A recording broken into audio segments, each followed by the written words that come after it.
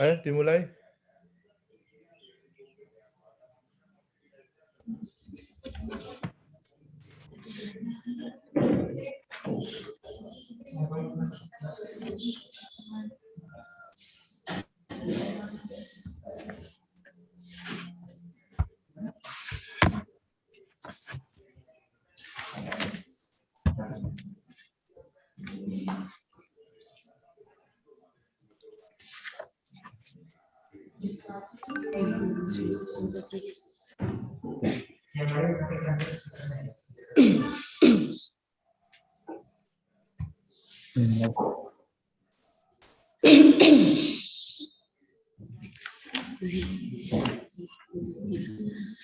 Assalamualaikum warahmatullahi wabarakatuh.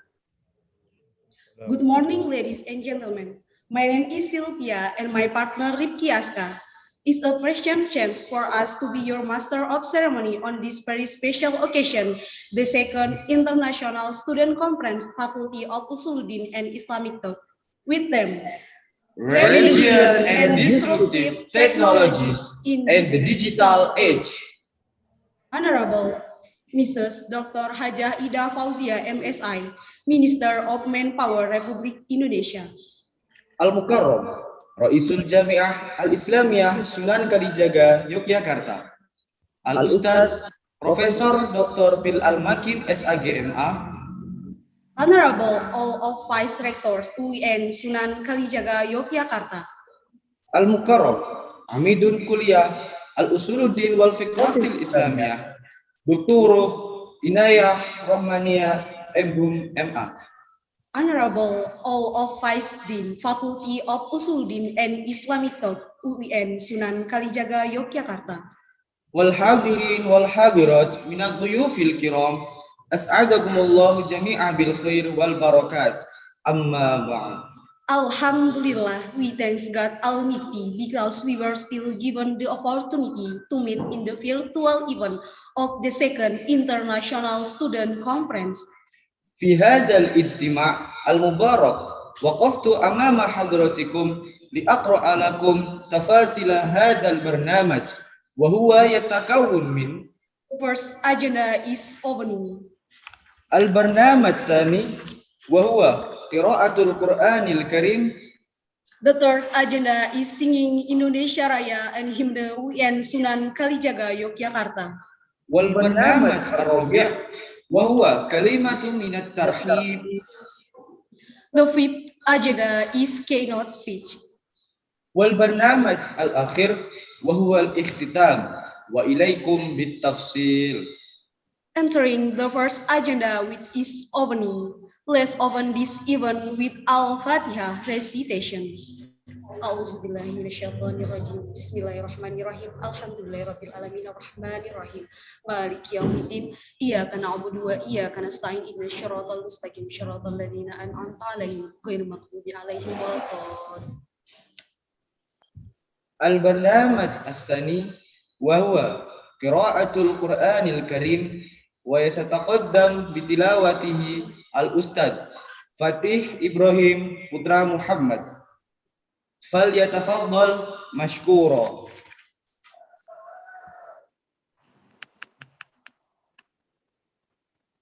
Assalamualaikum warahmatullahi wabarakatuh.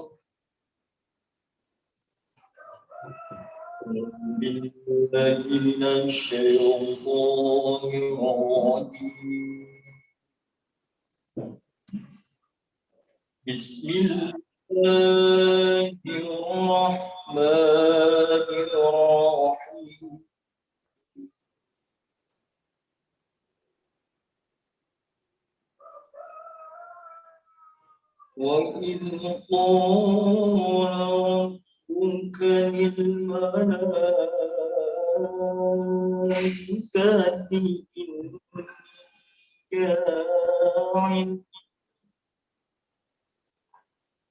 إني جاعل في الأرض خليفة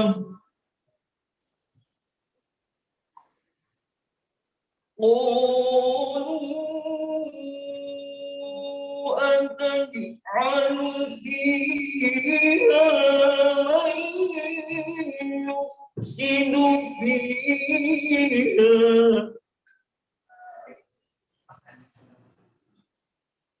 من يفسد فيها ويسفك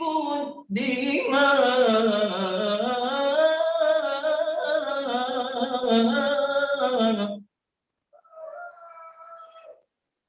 ونحن نسبح بحمدك ونقدس لك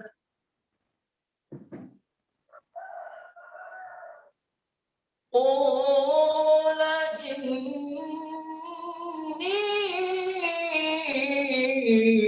أعلم ما لا تعلمون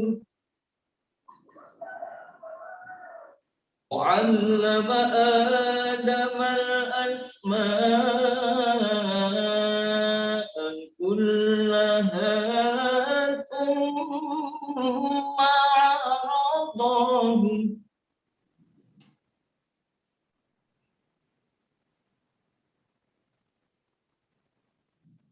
ثم عرضهم على الملائكة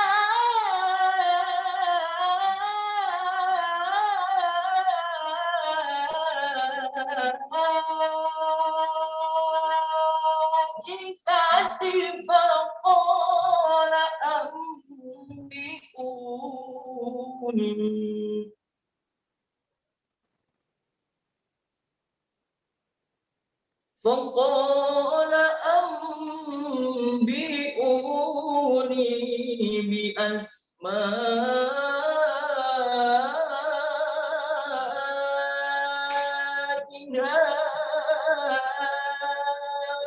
هؤلاء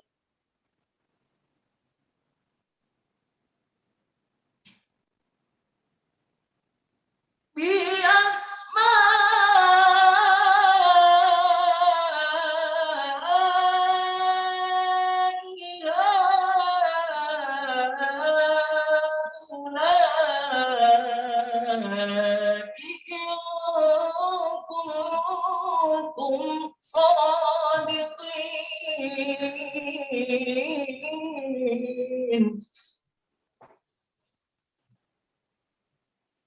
قالوا سبحانك لا علم لنا إلا ما علمتنا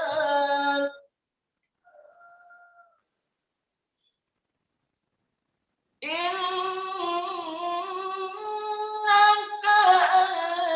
أنت العليم الحكيم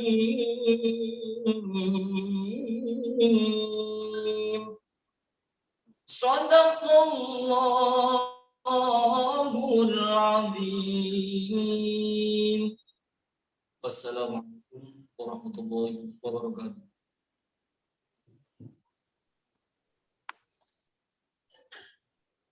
Thanks to Fatih. The third agenda is singing Indonesia Raya and Hymne UN Sunan Kalijaga Yogyakarta. To Setia Eka Puspitasari, time is yours. Ladies and gentlemen, please stand up.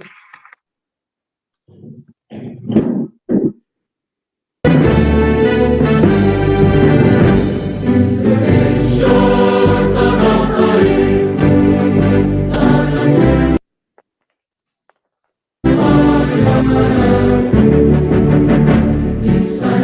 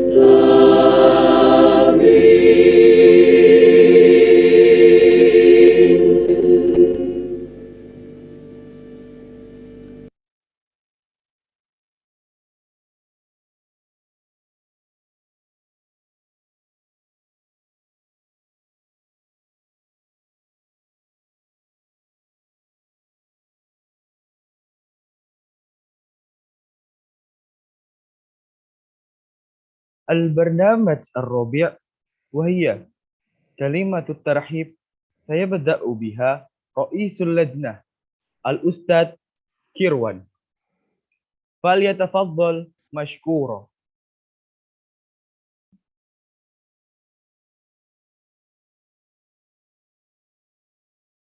Okay, thank you.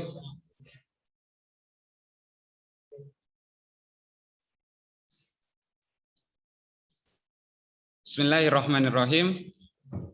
Assalamualaikum warahmatullahi wabarakatuh. Good morning for Indonesian times. Honorable Dr. Haja Ida Fauzia MSI, Minister of Manpower Republik Indonesia. Honorable Profesor Dr. Phil Almakin MA, Rektor UIN Sunan Kalijaga, Yogyakarta. Honorable all of Vice Rector UIN Sunan Kalijaga, Yogyakarta. Honorable Dr. Inaya Rahmaniyah, Dean of Faculty of Usuluddin and Islamic Thought, UIN Sunan Kalijaga, Yogyakarta. And Honorable all of Vice Dean of Faculty of Usuluddin and Islamic Thought, UIN Sunan Kalijaga, Yogyakarta. Dear speakers, committee and all audience, Alhamdulillahi Rabbil Alamin, salatu wassalamu ala asrafil anbiya wal mursalin, Sayyidina Muhammadin wa ala alihi wa sahbihi ajma'in, Rabbi israh li sadri wa yassir li amri wa hlul 'uqdatam min lisani yafqahu qawli. Amma ba'du. My name is Kirwan. I am the Vice Chairman of the SCON International Student Conference of Faculty of Usuluddin and Islamic Thought, UIN Sunan Kalijaga, Yogyakarta.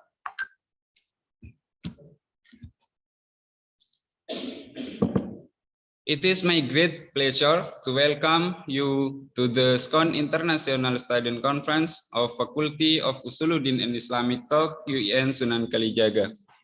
I would like to start by wishing you and your families for your health and safety in these times of the global pandemic. Ladies and gentlemen, I represent the committee of this conference, saying I'm very grateful to Rector UIN Sunan Kalijaga Yogyakarta, Mr. Professor Dr. Phil Al-Makin MA, and Dean of Faculty of Usuluddin and Islamic Thought, UIN Sunan Kalijaga, and Dr. Inaya Rohmaniyah, and Vice Dean Vice Dean 3 of Faculty of Usuluddin and Islamic Thought, UIN Sunan Kalijaga, Mr. Dr. Kiai Haji Syafiullah Muzammil, for their tremendous support to this conference. I'm also saying thank you to all guest speakers, particularly Menteri Dr. Haja Ida Fauzia MSI. I'm very happy with your presence at this conference despite your busy schedule. Thank you, Ibu Menteri. Dear committee of the SCON International Student Conference, I deeply appreciate your commitment of time and effort to make this conference a success. And dear all participants, I'm so glad that you have participated at this conference. Thank you for supporting our event by attending and contributing by sending us your best people. This conference is the SCON conference. Our first conference was held on November 2020. At that time, the participants were about 15 people, that speakers, and all participants were from Indonesia, including guest speakers. But Alhamdulillah, 21 papers of about 50 submitted papers were accepted. 6 of the accepted papers are from abroad, such as Pakistan and India. Thank you. And guest speakers also attended from various parts of the world. Dr. Khalud Al-Jarna, Dr. Khalud Al-Jarma and Muammar Zain Qaddafi from Europe, and Dr. Baptiste from America, Ibu Menteri, Mr. Diki, and Mr. Vince from Asia, Indonesia. In Indonesian language, it is called Bhinneka Tunggal Ika, unity in diversity. Lots of people from different countries, from different religion, and from different background unity at this conference and make this conference more colorful and more successful than before. I hope this conference can bring many new things from many perspectives related to the topic of this conference, religion. I think thanks all I can say. Thank you. Allahul wafiq ila aqwamit thariq. Assalamualaikum warahmatullahi wabarakatuh. Hidup mahasiswa. Waalaikumsalam warahmatullahi wabarakatuh. The second welcoming remark will be delivered by Rector UIN Sunan Kalijaga Yogyakarta for Professor Dr. Al-Makin SAG MA. Time is yours.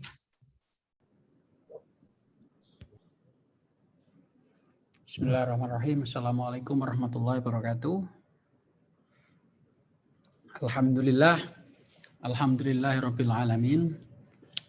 Wassalatu wassalamu ala asyrafil anbiya'i wal mursalin wa ala alihi wa ashabihi wa ala ummati ajma'in. Amma ba'du. Ibu Menteri, Ibu Dr. Ida Fauzia, thank you very much for your time.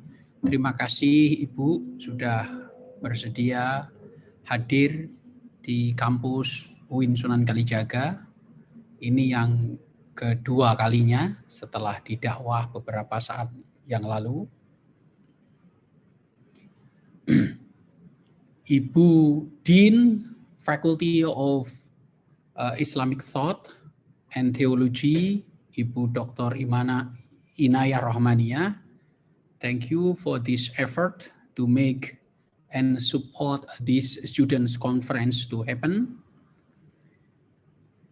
Bapak Vice Deans of the Faculty of Islamic Thought and Theology, Bapak Zuhri, Bapak Dr. Zuhri, Bapak Dr. Robi Abror, Bapak Dr. Sofiullah, thanks very much for cooperation and support to the students' conference. To the committee of the conference, I do really appreciate the committee endeavor to hold this conference. To all speakers invited in this conference, thank you very much. For all the speakers,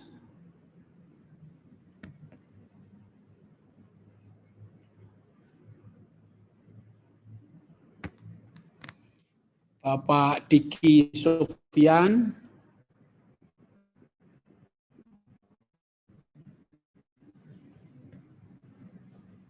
from the University of Gajah Mada, Dr. Baptiste Brodat, Universidad Veracruzana, Mexico.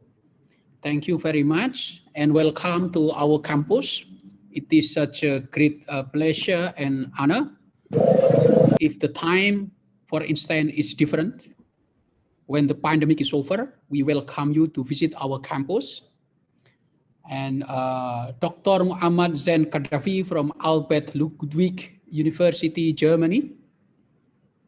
Dankeschön, herzlich willkommen, unsere Campus. Wir wünschen Ihnen alles gut und gesund. Dr. Khalud Ajarma, the University of Edinburgh, England. Thank you very much. Thank you for your time and generosity to share your experiences. Welcome to our humble and modest campus.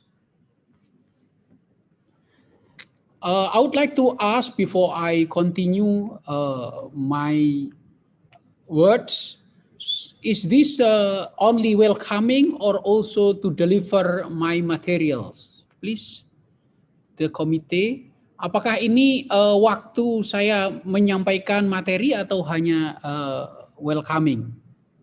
Ya, Prof. Sekalian, Prof. Oh, sekalian. Oke. Okay. Should I speak in English or in bahasa or mix both? Mix both. Okay, thank you very much. Syukran jazilan, Ustaz. Wakil Amid Kuliah Usuluddin. Syukran jazilan.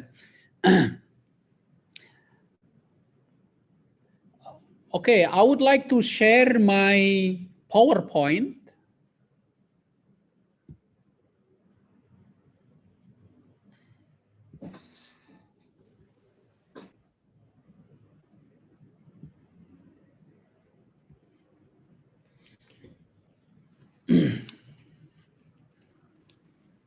Let us see in this disruption when the internet is very affordable in our daily life,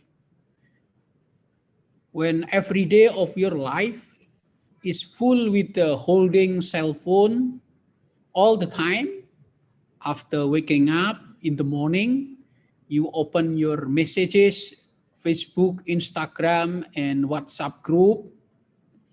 Before you sleep, you do the same. During lunch, you also do the same.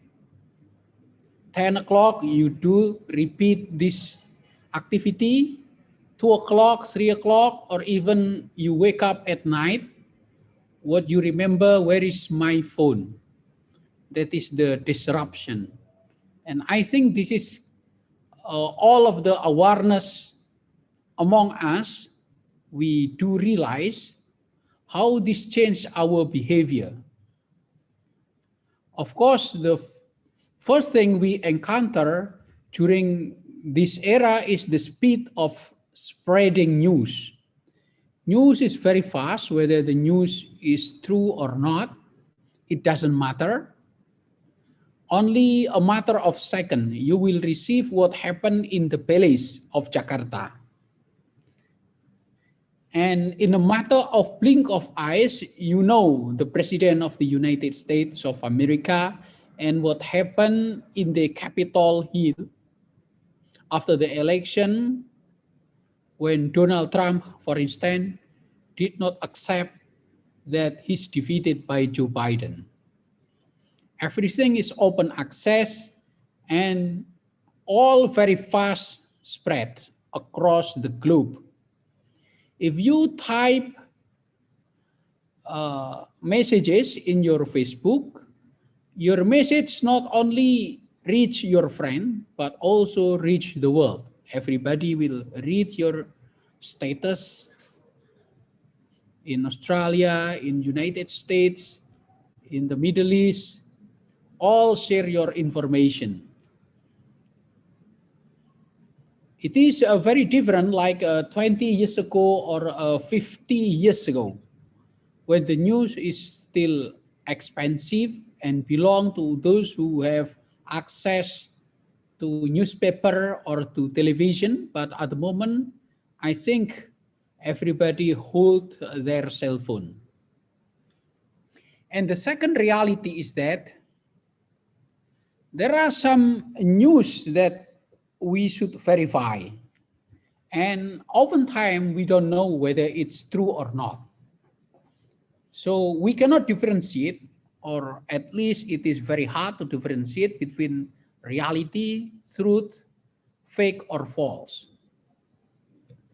And I know some students in the Usuluddin faculty work for himself, try to make a profit from Instagram. One student I asked and he answered that one student has at least 30 accounts of Instagram with different names because he wants to endorse some products, and these are quite beneficial. And this indicates there is a fierce competition, tough competitions among those who have initiative and in formal and informal sectors. And we know that some bookshop forced to close because not able to compete among the competitor who master and can control social media like Gramedia, Mizan. Now find a hard time to compete with the students who open their accounts in Instagram to sell their products, particularly books. As I said earlier, it is also very hard to manage our time. And many of us do multitasking. For instance, in this meeting, some open not only one applications, but many different applications with different purposes, and perhaps also many meetings. Oftentimes, I did this. I open a Zoom meeting from my laptop and my cell phone and my tab. So there are 3 meetings at the same time, and we are forced to do these multitaskings. So time management is also issue. And as a result of this, it is indeed very hard to focus.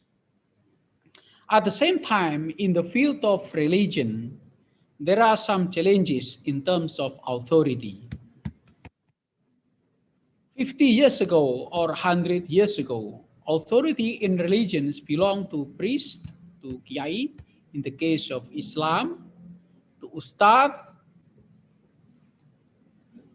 But at the moment, there are some religious leaders that appear in the public and challenge the old authority. And we have stars in Muslim community, ustad who has YouTube accounts and attract many followers. One of a good example is our lecturer, Fahrudin Faiz, who has a YouTube channel and very popular among students. And once I interview Pak Fahrudin Faiz, he attracts like 30,000 views and more than 1,000 likes. Jadi para mahasiswa di era yang seperti ini ada banyak tantangan ya, karena kecepatan informasi itu tidak bisa membedakan antara kebenaran dan yang tidak benar, makanya hoax akhir-akhir ini banyak sekali, dan kompetisi juga keras baik di sektor formal maupun informal, seperti Mizan, seperti Gramedia, itu bersaing dengan para mahasiswa yang secara amatir menjual produk seperti buku. Tapi bagi para mahasiswa juga mempunyai tantangan bagaimana memanage waktu. Jadi waktu Anda banyak sekali terbuang berjam-jam di depan telepon genggam Anda untuk melihat perkembangan Instagram dan Facebook. Jadi waktu ini menjadi tantangan Anda sekalian dan sulit sekali fokus, ya. Jadi kalau kita mengajar lewat Zoom meeting, kita tidak tahu apakah mahasiswa itu sedang memperhatikan kita atau memasang gambar atau namanya saja di screen, kemudian dia masak atau sambil ngomong adiknya. Atau sama sekali ditinggal setelah komputernya itu on atau HP-nya itu on, diganti gambar profile, mahasiswanya tidak ada. Ketika dipanggil 50 mahasiswa yang menjawab cuma 2, yang lain tidak tahu, bisa ketiduran dan lain-lain. Di dalam landscape keagamaan ada tantangan otoritas. Tantangan otoritas ini kita semua sudah merasakan ya. Kalau dulu kan ada kiai, ada ustadz yang punya pesantren, punya madrasah, mengajar di langgar, surau, masjid ya. Saat ini tidak perlu lagi, banyak sekali bintang ustadz yang muncul karena hanya membuka channel di YouTube atau Facebook, Twitter atau Instagram. Jadi inilah tantangannya, terutama di dalam sektor keagamaan, authority challenges. Jadi para mahasiswa, inilah tantangan yang ada. So whether we ready to face it or not, this is the reality. If we see this as a challenges, indeed these are challenges. But on the other hand, if that change is that disruption, we see them as opportunity, this kind of positive thinking, and indeed become opportunity. The reality is the same. It is indeed a big change. We cannot change the world. We cannot deny the changes. We cannot hide ourselves from this era of disruption, from the fast development of digital era. We cannot just avoid that and then try to find a way to learn the old ways. It is impossible. So let's look at them as opportunities. Opportunities means there are some that we can do and we can take advantages or benefits from these changes. Jadi di era seperti ini, jika kita menganggap itu adalah persoalan, ya persoalan. Jika menganggap itu sebuah tantangan, ya tantangan. Tetapi jika kita menganggap itu adalah opportunities atau kesempatan, maka akan menjadi kesempatan. Nah, saya kira para mahasiswa boleh menganggap bahwa itu tantangan, itu kita harus sadar, tetapi para mahasiswa juga harus menganggap itu adalah tantangan atau opportunities. The first opportunity is easy access to information. You can download as many books as you can today, only you need your cell phone. And there are some free Wi-Fi in the cafe, in the campus, or even in the office of kelurahan or in the office of kecamatan. You can just sit down in the field and then download as many PDF version of books as possible. And you know that there are some website provides easy access to books illegally.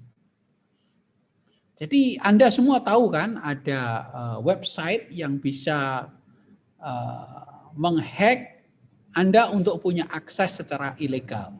And I think everybody knows this. And the second thing that it might become opportunity is abundant alternative.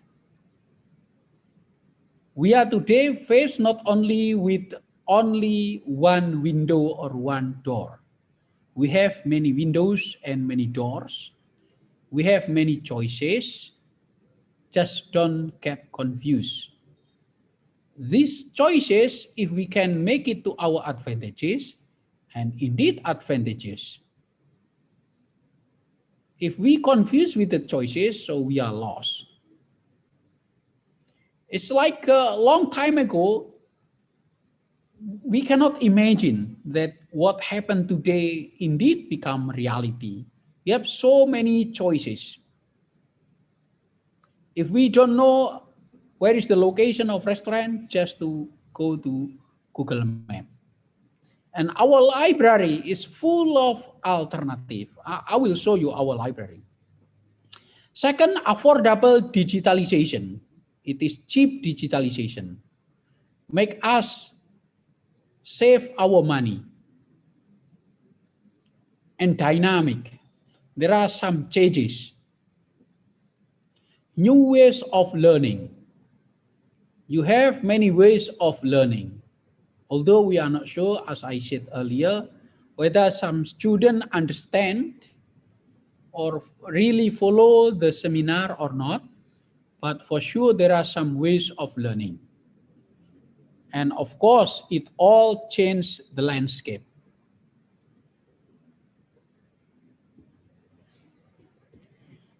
At the same time, there are some results of this new development. New authority, new modification, new compromise, new interpretation, and new fever or a new fanaticism. And I think some scholars and researchers across the globe have warned us this era create not only opportunity, create not only new benefits in business, but in religion, it creates a new fanaticism, new kind of radicalization. And indeed, in this digital era, it's easy for us to have access of information, to send messages among friends. And that doesn't only happen to us, but also those who want to make something different, not only good thing, but also bad thing. Jadi di era seperti ini, kita akan punya otoritas baru, punya cara baru, punya modifikasi baru, punya kompromi baru, punya interpretasi baru, dan muncul adanya radikalisasi baru. Oke lah, itu semuanya adalah tantangan para mahasiswa semuanya. Mari kita lihat sejauh mana Anda menangkap era ini yang jelas hadir di depan kita semuanya itu sebagai kesempatan. Coba Anda sedikit aktif, saya minta supaya tidak ngantuk. Ketika saya ngomong bahasa Inggris kelihatan sekali matanya melihat kemana-mana. Ketika saya ngomong bahasa Indonesia kelihatan senyum-senyum. Jangan-jangan kalau pas ini nggak paham gitu. Saya agak khawatir juga gitu ya. Tapi ya inilah era seperti ini kita tidak bisa ngecek karena semuanya via Zoom. Oke, please type in your chat room. Silahkan Anda ketik di chat room Anda. Apakah berapa jumlah online publikasi kita? Berapa jumlah jurnal kita? Coba Anda ketik berapa jumlah jurnal kita. Saya ingin tahu. Para mahasiswa semua silahkan ketik di chat room. Berapa jumlah jurnal online kita di UIN Sunan Kalijaga? Tadi sudah saya tunjukkan tadi websitenya. Ketik cepat, ditebak saja. Ada yang jawab 11, 12, 13, 10. Ayo ketik semuanya, jangan ngantuk ya. Kalau saya ngomong bahasa Inggris kelihatannya matanya nggak memperhatikan saya. Kalau ngomong Jawa lagi ais respon. 10, 11, salah semua. Ayo terus, ditebak terus 12. Berapa jumlah jurnal UIN Sunan Kalijaga? 73 mendekati, 9, 15 jauh. UKT. Aduh lah, berpikirlah yang agak maju sedikit, jangan kayak gitu. 86, bagus sekali. 78, ya. Oke, good, very good, ya. Jadi, akseslah jurnal kita, downloadlah PDF di jurnal kita, bacalah, ya. Anda jangan terseret arus, ya. Anglaras ilining banyu, kata Sunan Kalijaga. Anda harus memanfaatkan di era digital ini. Bagus sekali ada 85 tepatnya. Seluruh jurnal kita berjumlah 85. Dan itu semuanya bisa Anda akses pakai telepon, ya. Semua PDF-nya ada di situ. Tolong Anda akses, ya. Oke, saya teruskan. Saya akan share screen lagi.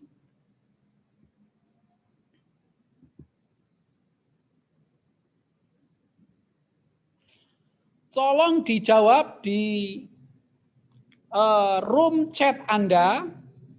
Berapa minggu sekali Anda mengakses perpustakaan online kita? Silahkan di chat room. Berapa minggu sekali? Ini akan saya stop sharing biar saya bisa membaca Anda. Oke, silakan Anda ketik di chat room biar Anda enggak ngantuk. Ini kayak warta berita Anda cuma belum pernah. Seminggu sekali, never lah. Gimana? Anda enggak pernah akses perpustakaan digital kita. 3 kali seminggu loh ya. Bagus. Dengan kejujuran Anda itu luar biasa. Saya hargai kejujuran Anda. Saat ini belum, segera diakses. Anda ketik di Google, perpustakaan digital UIN Sunan Kalijaga. Lam Akro, hampir mencoba, bagus. 3 kali seminggu, ahsan ya akhi, ya ukhti. Sekali akses, silahkan dipersering aksesnya. Tutorial, bagus. Sudah 10 kali Pak. Ya, dicoba lagi nak. Oke, bagus. Oke, good. Oke, sederhana sekali. Baik, saya akan teruskan ya. Jadi di dalam perpustakaan kita ada pilihan namanya e-library. Di situ ada e-jurnal yang Anda bisa akses gratis. Jadi Anda jangan hanya membaca detik.com, kompas.com, kedaularatanrakyat.com. itu adalah selera rakyat. Anda sekarang adalah intelektual. Tandanya intelektual, Anda harus meningkatkan bahan bacaan. Tidak lagi membaca WhatsApp group, tidak lagi membaca koran dan majalah. Anda harus membaca jurnal. Jurnalnya paling tidak jurnal UIN Sunan Kalijaga yang ini. Anda download, Anda baca. Jika bisa, Anda bisa baca bahasa Inggris. Ini ada Taylor and Francis, ada Emerald, ada Cambridge, ada e-book Kemenak, ada Springer, ada JSTOR ya. Tolong Anda klik setelah dari sini, Anda baca. Kalau bahasa Inggris, seperti saya ngomong bahasa Inggris tadi, kalau Anda mendengar, anggap saja per huruf bahasa Inggris itu 10 kebajikan. Jadi Anda tidak perlu paham. Yang penting Anda dengar kayak tahlilan itu. Orang tahlilan kan tidak perlu paham. Yang penting kepalanya tengok dapat pahala pulang, masuk surga gitu ya. Begitu juga Anda mendengar atau membaca bahasa Inggris. Anda tidak perlu paham. Yang penting pokoknya gaya dulu. Jurnal Anda bahasa Inggris atau bahasa Indonesia, kalau apel, Anda diterima oleh pacar Anda karena Anda hebat. Hanya itu saja yang diperlukan. Kalau perlu, buku bahasa Inggris Anda print, Anda tunjukkan kemana-mana dibawa, biar dilirik cewek gitu. Biar Anda punya pacar. Kan kalau Anda kuliah nggak punya pacar, nggak semangat. Caranya tunjukkan intelektual Anda, gitu ya. Saya dulu kalau apel ke para mahasiswi, itu caranya bawa buku besar-besar biar dikira saya baca gitu ya. Paling tidak Anda harus berpura-pura mencintai buku walaupun Anda tidak cinta beneran gitu ya. Nanti Anda dicintai oleh cewek sehingga pacar Anda banyak. Itu adalah cita-cita orang kuliah gitu ya. Anda berpura-pura pintar walaupun tidak pintar, tidak apa-apa. Nanti lama-lama pintar sendiri ya. Oke, baik kita teruskan. Itu adalah isi dari perpustakaan kita ya. Ya, jadi nanti habis seminar ini saya harap Anda membuka jurnal kita di UIN Sunan Kalijaga e-Jurnal, Anda buka digital perpustakaan kita. Nah, sekarang coba tolong ditulis di chat room Anda, website yang saya tunjuk terakhir ini website apa? Oke, dan tentang apa? Silahkan di chat room. Salah enggak apa-apa. Ya, akses jurnal betul. Tapi namanya apa tadi? Itu namanya apa yang saya tunjukkan terakhir? Oh, Murare bagus ya. Ada yang baca tadi. Okay, so I'm sorry. So there are some participants from outside our country and do not speak bahasa Indonesia. So my apology. I just promote our digital library so that our students can have full access. So my apology, I speak in Bahasa Indonesia. Okay, let us continue in English so that our students also learn English.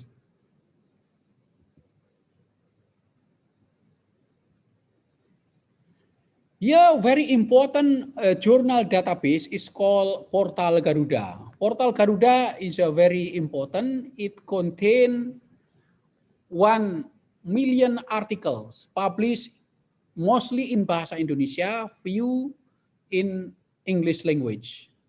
And we have 12,000 journal online, free access. Free access, you don't have to pay. You can use your cell phone to have an access of this Portal Garuda. Garuda means eagle. That is the symbol of our national state of Indonesia. And please, our student realize we also have Sinta. You have to be very familiar with Sinta. Okay, in order to know whether you follow this conversation, please type in the chat room whether you already open Sinta. Please yes or no. Using English or using Bahasa Indonesia. It doesn't matter. Yes, of course. Yes, of course. It's very good. I'm very happy. Firstly, whether you try to open Portal Garuda. And secondly, whether you try to open Sinta. Please type yes or no. You can answer as well in Bahasa Indonesia. Belum, or sudah, or how many times in your lifetime you open portal Garuda and Sinta. Berapa kali Anda mengakses? Not yet, sir. Okay, thank you very much for your honesty. I do appreciate. No. Okay, thank you very much. Okay, let us keep going with sharing some screen. This is my last screen. Please use chat room. Do you know what it is? Please answer the question. Para mahasiswa sekalian, ini website apa yang saya buka terakhir ini dan isinya apa? I just open Simago Journal. It contains ranking journal across the globe. It belongs to Scopus company, Elsevier.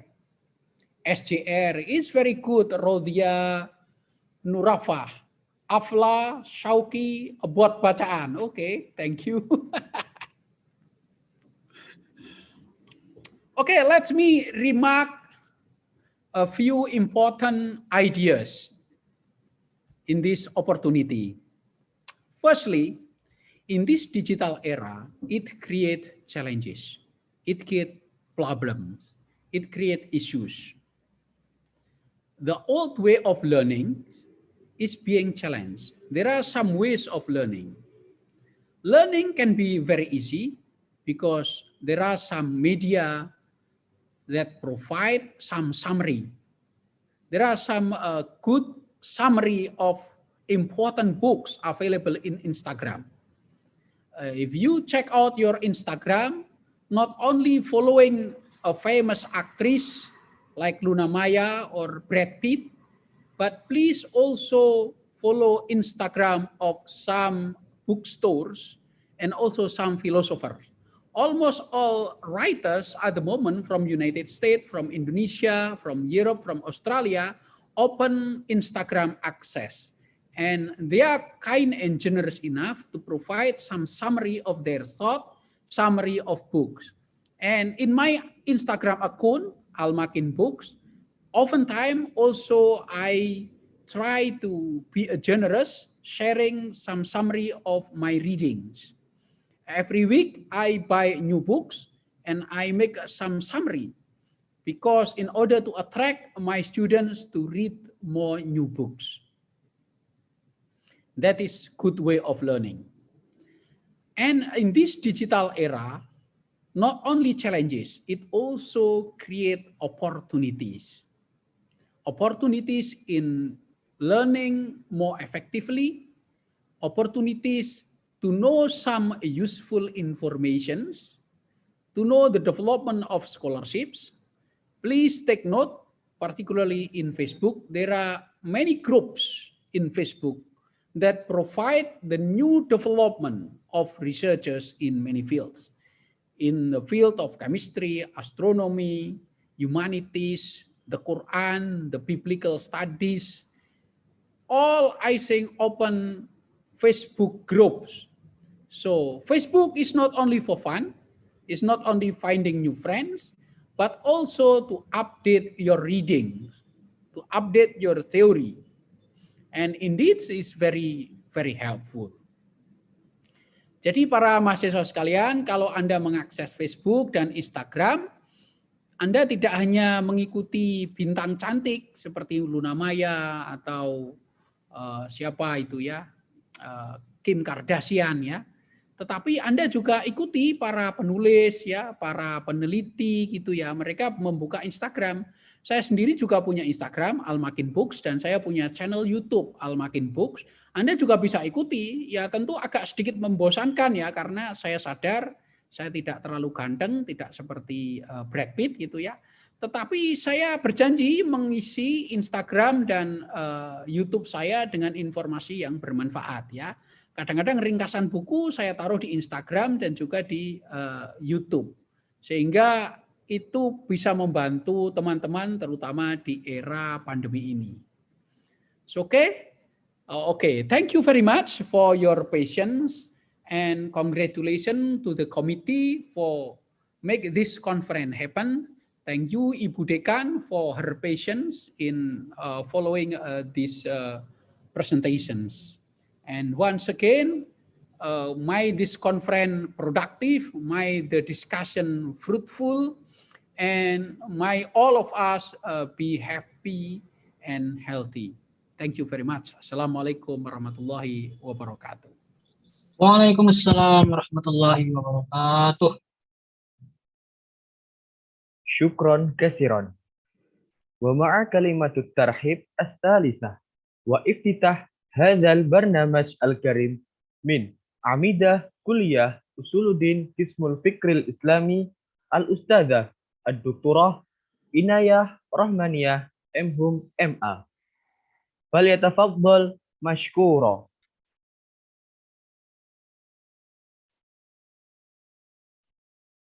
Baik, thank you very much.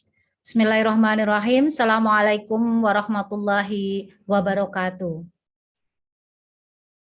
Salam, Swastiastu, Namo Buddhaya, Rahayu, Salam Kebajikan, Namaste. Honorable the Ministry of Manpower of the Republic of Indonesia, Dr. Anda Hajah Ida Fauziah MSI, Honorable Rector of UIN Sunan Kalijaga Yogyakarta, Professor Dr. Phil Almakin MA, Honorable Vice Rectors, thank you for joining us here. Honorable all deans and vice deans from all the faculties at UIN Sunan Kalijaga Yogyakarta, honorable speakers, invited speakers, honorable lecturers, and of course, our loved students and all participants here. Bismillahirrahmanirrahim. Good morning from Indonesia. First of all, thanks God Almighty who gives us this opportunity within all the constraints that we have to deal with because of the pandemic situation. We can still get together here in inshallah perfect health and happiness. Amen. It is really honor for me as a dean of the Faculty of Usuluddin Islamic Thought and Islamic Thought UIN Sunan Kalijaga Yogyakarta, Indonesia, to welcome you all of the speakers and participants today for the second International Students Conference, or we call that ISC, of our faculty 2001. Ladies and gentlemen, Usuluddin International Student Conference is an annual international conference hosted by our faculty. And this conference is basically organized by, from, and for our students, and for students from all over Indonesia and abroad, of course. And the Division of Students Affairs in our faculty is actually one of the important parts of our faculty benchmarking in order to achieve our vision to be an excel and leading in integration and development of Islamic studies and modern sciences for civilization. And under this vision, we are eager to be the faculty that has best reputation in the national level and is equivalent to international standardized study programs. And here, bringing students into an international stage like this conference is compulsory. And this conference is conducted to meet this need actually. In addition, we have also, of course, many other international programs, including USICON or in the Usuluddin International Conference and summer school that we just conducted last month. And ladies and gentlemen, this year is actually the second ISC, as you know, the head of the committee just told us earlier, and designed to engage with one of the challenging issues, religion and disruptive technologies in the digital age. Well, actually, I would like to explore a little bit about this theme, but thank you very much, Pak Rector, because he already told us very broad, you bring us into broad spectrum of this theme. So thank you very much, Pak Rector. But, you know, basically, religion in this digital era has, as just Pak Rector just mentioned earlier, you know, it has challenges and opportunities, really. And we saw in this era that authorities and interpretation of religions actually are shifting. Well, you know, Pak Rector just explained very broad about this kind of things and give us many examples of these things going around and in front of us, actually. And yeah, we saw the technologies has contributed to the dissemination of knowledge actually, and provide us with many sources of knowledge, like Pak Rector show us the pictures of the map, and of course broader our horizon. But again, technology also has led people to utilize social media to perpetuate their ideas and acts of not only Pak Rector talking about hope, post-truth, but also violence, intolerance, and even act of sexual harassment and violence. And this is actually part of our challenges that we have to face, and to contribute to bring that into discussion and find a solution that we can have. And hence, under this theme, actually, we hope this conference will contribute to realize one of our mission, actually, in this faculty, to maintaining scientific and intellectual tradition and fostering what we call as ijtihad in multidisciplinary research. And this is actually the most important thing for the sake of the better of people's life. And really, we are honored and would like to express our sincere appreciations to Dr. Haja Ida Fauzia, the MSc, the Ministry of Manpower of the Republic of Indonesia, who is able and willing to share her time to join us here to support our students, and your willingness to be with us is actually something very, very important for us. And also for the rector, yes, because that Pak Rector is always there with us every time in any single situation and in every single programs that we have, because he is also part of our faculty members in this faculty, because his home base is actually, and he's an alumni of our faculty. So thank you very much, Pak Rector, for your coming. And also we have to thanks to all the invited speakers. Pak Diki Sofyan, in addition to Ibu Menteri, actually we have Pak Diki Sofyan, we have Dr. Baptiste Brodart, we have Mas Muammar Zain Khadafi, Pak Rector, he is our alumni from our faculty actually, and Dr. Khaled Adjarma and Dr. Vincentius Julipan Purnama. Thank you very much for your willingness to join this conference. Ladies and gentlemen, I saw that the committee, as Kirwan, as the head of the committee, told us that we accept many papers. Yeah, congratulations! It's a very amazing achievement that you got. Actually, you got so far. Thank you very much. For all over Indonesia, I saw that some papers comes from Yogyakarta, Manado, Ponorogo, Pekalongan, and some other cities and even provinces in Indonesia.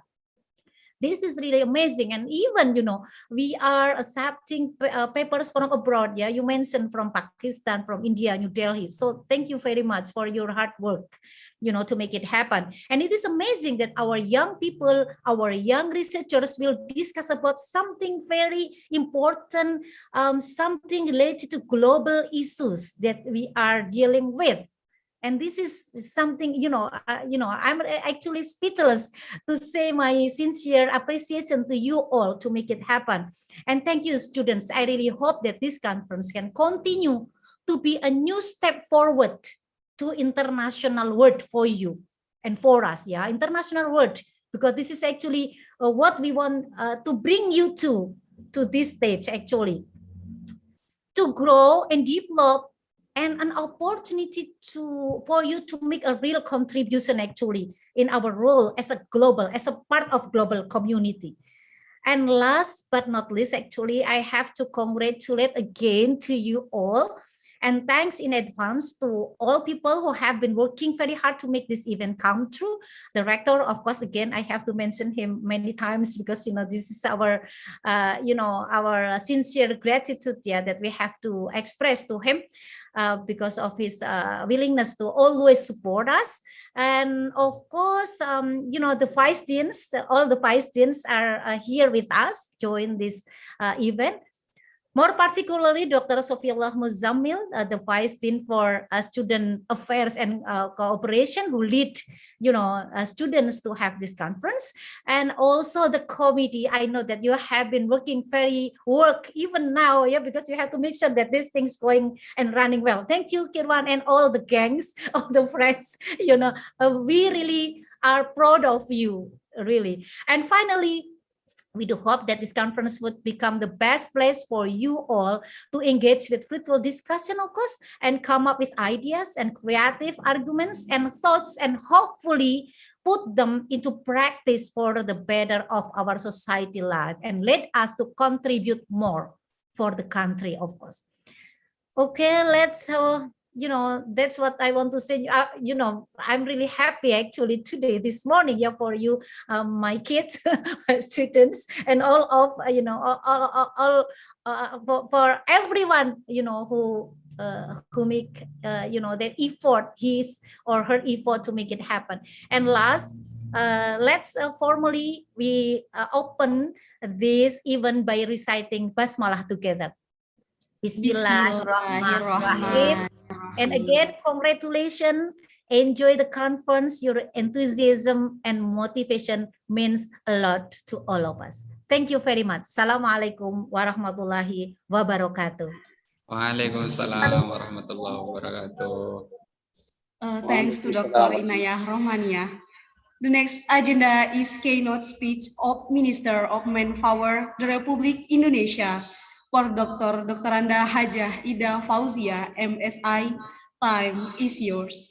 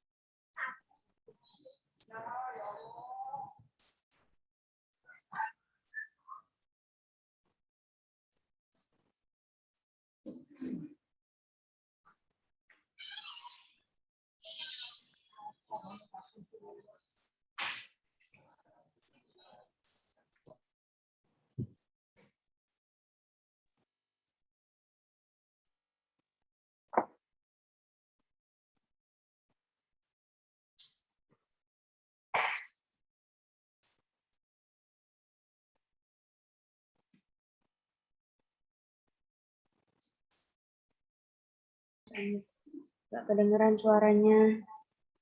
Negara yang mengalami konflik berkepanjangan dan menjadi negara Assalamualaikum warahmatullahi wabarakatuh. Selamat pagi, salam sejahtera untuk kita semua, salam kebajikan dan salam sehat. Yang saya hormati Rektor UIN Sunan Kalijaga, Bapak Profesor Dr. Al-Makin, Dekan Fakultas Usuluddin dan Pemikiran Islam, Dr. Inaya Rahmania MA, Wakil Dekan, para undangan, hadirin sekalian yang saya hormati. Puji syukur tidak henti kita panjatkan kepada Allah Subhanahu wa Ta'ala atas karunia-Nya, nikmat-Nya, kita dapat berkumpul, bisa bersilaturahmi meskipun secara virtual pada acara Second International Student Conference Fakultas Usuluddin dan Pemikiran UIN Sunan Kalijaga, Yogyakarta. Sivitas akademika UIN Sunan Kalijaga yang saya banggakan. Masa depan Indonesia, juga masa depan dunia, sangat ditentukan salah satunya oleh moderasi dalam beragama. Apapun agama dan kepercayaannya. Sejarah membuktikan semangat keberagamaan yang konservatif, intoleran, ekstrim, dan radikal menjadi penyebab praktek-praktek kekerasan, kesewenang-wenangan baik oleh perseorangan, kelompok maupun oleh negara. Kita juga menyaksikan beberapa negara yang mengalami konflik berkepanjangan dan menjadi negara gagal yang pemicu utamanya adalah dorongan praktek keberagamaan yang tidak moderat. Padahal kita semua tahu tidak ada satupun agama yang mengajarkan kebencian kepada sesama. Semangat keberagamaan yang konservatif bisa disebabkan oleh banyak hal dan banyak kepentingan. Mulai pemahaman atas ajaran agama yang sempit, kepentingan politik, bahkan kepentingan ekonomi dan sebagainya. Beberapa tahun terakhir terjadi gejala tumbuhnya praktek pemahaman keberagamaan yang intoleran di tingkat global, termasuk negara-negara maju. Ada persinggungan kuat antara naiknya pemahaman keberagamaan konservatif dengan kemudahan teknologi informasi di era digital saat ini. Memang, era digital telah menghadirkan demokratisasi dalam hal informasi, di mana informasi tidak lagi didominasi media atau sumber informasi mainstream. Dengan media sosial, semua orang bebas menyampaikan pendapat tentang apapun, dimanapun dan kapanpun. Dan sesuai dengan namanya, watak media sosial adalah watak keramaian. Siapa yang paling banyak bersuara, dialah yang akan menguasai wacana dan perbincangan. Perebutan ruang wacana tidak lagi ditentukan oleh kepakaran dan kredibilitas siapa yang bersuara, namun dikuasai oleh siapa yang paling banyak bersuara. Orang menyebutnya dengan istilah the death of expertise, matinya kepakaran. Karena semua orang bisa bicara apa saja, sekalipun pakar. Jika tidak bersuara di media sosial, pendapat dan temuannya tidak akan didengarkan. Karena besarnya pengaruh tersebut, para kelompok intoleran sengaja menjadikan dunia maya sebagai medan memperebutkan wacana dengan memproduksi dan mengamplifikasi konten-konten yang sesuai dengan paham dan keyakinannya. Jumlahnya yang besar, durasi akses yang panjang, namun tidak diimbangi dengan literasi yang cukup, menjadikan netizen menjadi entitas yang rentan dengan konten-konten negatif, termasuk konten konservatisme dalam beragama. Saat ini kita mendapati menguatnya gejala konservatisme dalam beragama di dunia maya Indonesia. Hasil riset PPIM UIN Jakarta bersama Merit Indonesia pada awal November tahun 2020 menunjukkan model keberagamaan di dunia maya mengarah pada narasi yang bersifat konservatif. Konservatif yang dimaksud di sini adalah aliran keagamaan yang menjadi tradisi Islam awal sebagai acuan yang harus diduplikasi secara literal, termasuk di dalamnya dalam hal ketatanegaraan dan pemilihan pemimpin. Temuan tersebut diperkuat oleh hasil penelitian dari Kementerian Kominfo pada tahun 2020 terkait dengan konten hoax, bahwa 33,2% adalah konten isu agama. Semua ini adalah tren yang harus kita antisipasi dan kita hadapi agar tidak semakin memburuk di masa depan. Ada di mahasiswa UIN Kalijaga yang saya banggakan. Disinilah pentingnya para expert yang dalam konteks agama adalah para ulama, para kiai, ustadz, dosen, akademisi yang kredibel, ikut bersuara dan mewarnai wacana keagamaan moderat di media sosial guna meluruskan pemahaman agama yang benar. Selanjutnya yang tidak kalah penting adalah keterlibatan kaum muda di era digital. Kenapa? Karena dari pengelompokan generasi hasil sensus penduduk tahun 2020, populasi milenial usia 24 sampai 39 tahun mencapai 25,87%. Gen Z usia 8 sampai 23 tahun mencapai 27,94%. Dan post Gen Z usia sampai 7 tahun mencapai 10,88%. Dari ketiga klaster tersebut, jika dijumlahkan mencapai 174,6 juta jiwa. Ketiga kelompok inilah yang saat ini dan kelak paling banyak menggunakan internet. Makin mudah, makin lama durasinya mengakses internet. Sejumlah survei menyebutkan sebanyak 88,4% generasi milenial adalah pengguna internet antara 4 sampai 6 jam per hari. Sedangkan 93,9% Gen Z adalah pengguna internet hingga 7 jam per hari. Kedua generasi tersebut merupakan generasi usia produktif yang sedang meniti masa depan. Tentu kelak generasi post Gen Z akan lebih lama lagi dalam mengakses internet. Melihat data ini kiranya tidak berlebihan jika generasi muda memiliki peran yang sangat strategis dalam perebutan wacana keagamaan yang moderat. Caranya dengan ikut memenuhi ruang wacana keagamaan di dunia maya dengan wacana keagamaan yang moderat. Bagi yang memang expert dalam ilmu agama, produksilah konten sebanyak-banyaknya. Bagi yang merasa kurang expert, harus menjadi amplifikator dengan aktif men-share, komen, dan like konten-konten yang memperkuat wacana keberagamaan yang moderat. Sebaliknya, jangan ikut menyebarkan konten yang memperkuat wacana keberagamaan yang konservatif.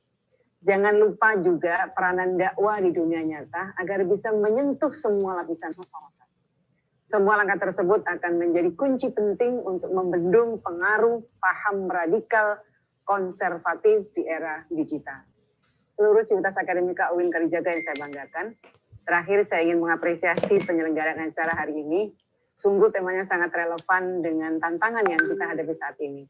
Karena salah satu kunci agar generasi muda bisa ikut produktif dalam membangun bangsa adalah dengan menjauhi ideologi dan pemikiran radikal yang bisa memicu perpecahan dan perselisihan di masyarakat. Semoga acara ini menjadi katalisator pemikiran generasi muda untuk memperjuangkan moderasi beragama di era digital ini. Demikian yang dapat saya sampaikan. Terima kasih. Wallahul muwaffiq ila aqwamit thoriq. Wassalamualaikum warahmatullahi wabarakatuh.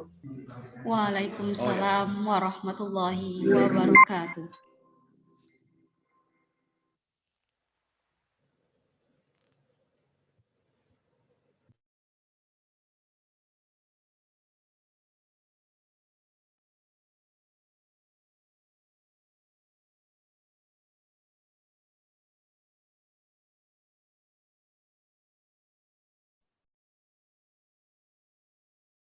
Kurikulum vitae Dr. Anda Hajah Ida Fauziah MS. Lahir di Mojokerto 17 Juli 1969. Alamat Jalan Raya Ragunan, Jati Padang, Pasar Minggu, Jakarta Selatan. Email idafauziah@gmail.com.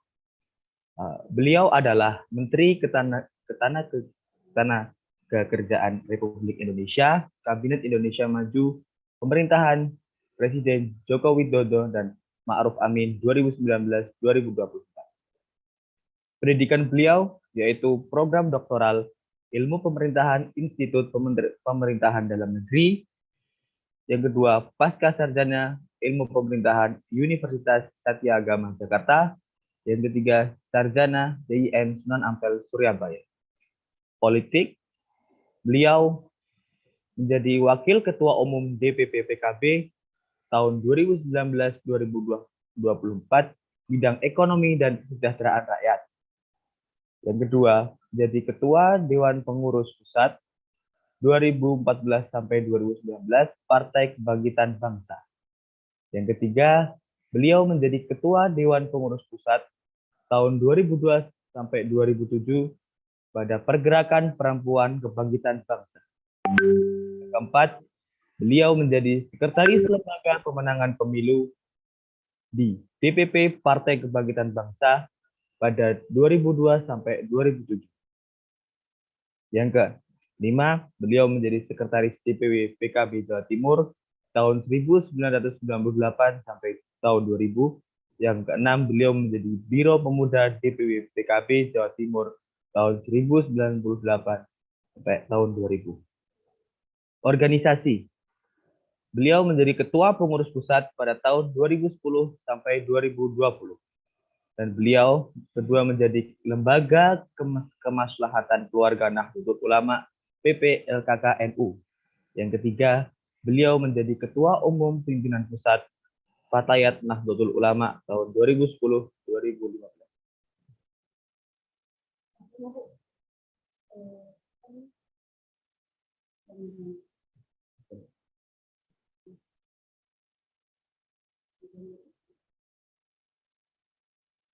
Sosial media dari Ibu Menteri Ida Fauziah, @Ida-Fauziah, Twitter, Instagram @Ida-Fauziah-Nu, Instagram, Facebook Ida Fauziah, dan website www.idafauziah.com.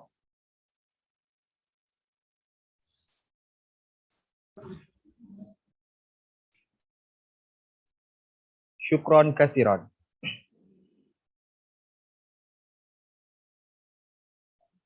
Al-Barnamat Al-Khamis Ad-Du'a li Aqra'i Al-Ustadz Bondan Gunawan. Falyatafaddal mashkura.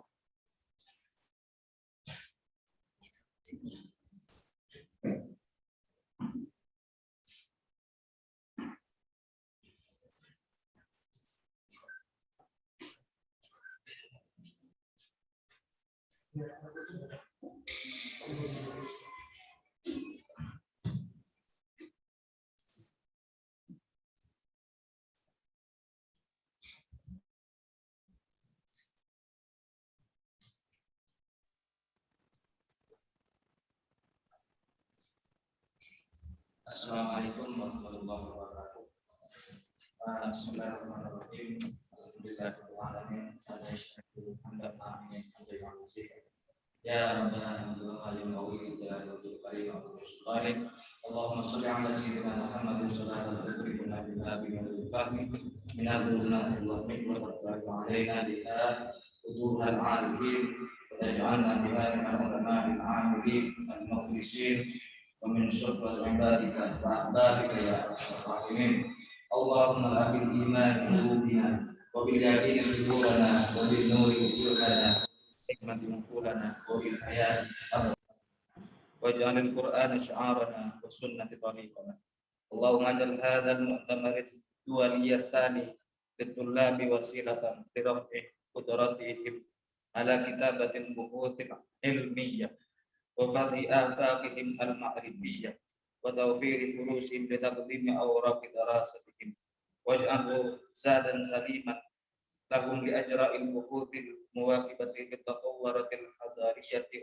wa tawayyuratil thaqafiyyah Allahumma barik lana fi hadzal mu'tamarin nadir waj'alna qadirina 'ala al-istifadati min muraja'ati wa mulahadati lil ulama'il mukhtassin fi majalatihim waj'alna mutamakkinina min tasbiqi 'alaqati bahthiyati ma'a jami'il musyarikin Allahumma yassir kulliyah usuluddin wal fikril islami jami'atan sunan kalijaga fi aqdi mithli hadzal mu'tamar marratan ba'da marratin wa sanatan ba'da sanatin hatta ta'amma wa fawaiduha li hadhihi al-jami'ah wa mujtama'atiha waj'alha wasilatan li tahqiqil masalihil akademiyah والتعليمية للطلاب والباحثين.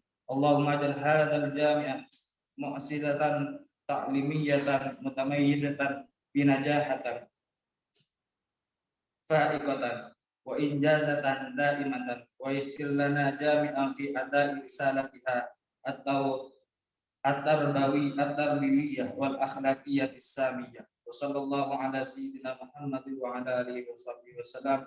سبحانك رب العزة عما يصفون وسلام على المرسلين والحمد لله رب العالمين. آمين يا رب العالمين.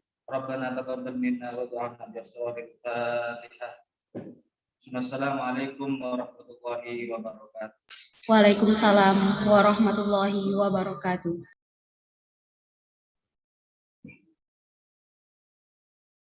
والآن قد انتهينا من هذا البرنامج الكريم. محظور الأساتذة والعلماء والضيوف الكرام، واطلب منكم العفو لنا أو وجدتم الخطأ في هذا البرنامج. أسأل الله عز وجل أن يغفر لنا ولكم. The last we say, Wassalamualaikum warahmatullahi wabarakatuh. Waalaikumsalam warahmatullahi wabarakatuh. The next agenda is plenary session.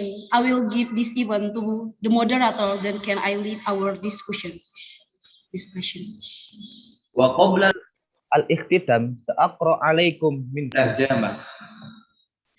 Ladies and gentlemen, I will read curriculum vitae dari Mbak Lailatin Mubarakah. Mbak Lailatin Mubarakah lahir di Malang pada 4 Desember 1994.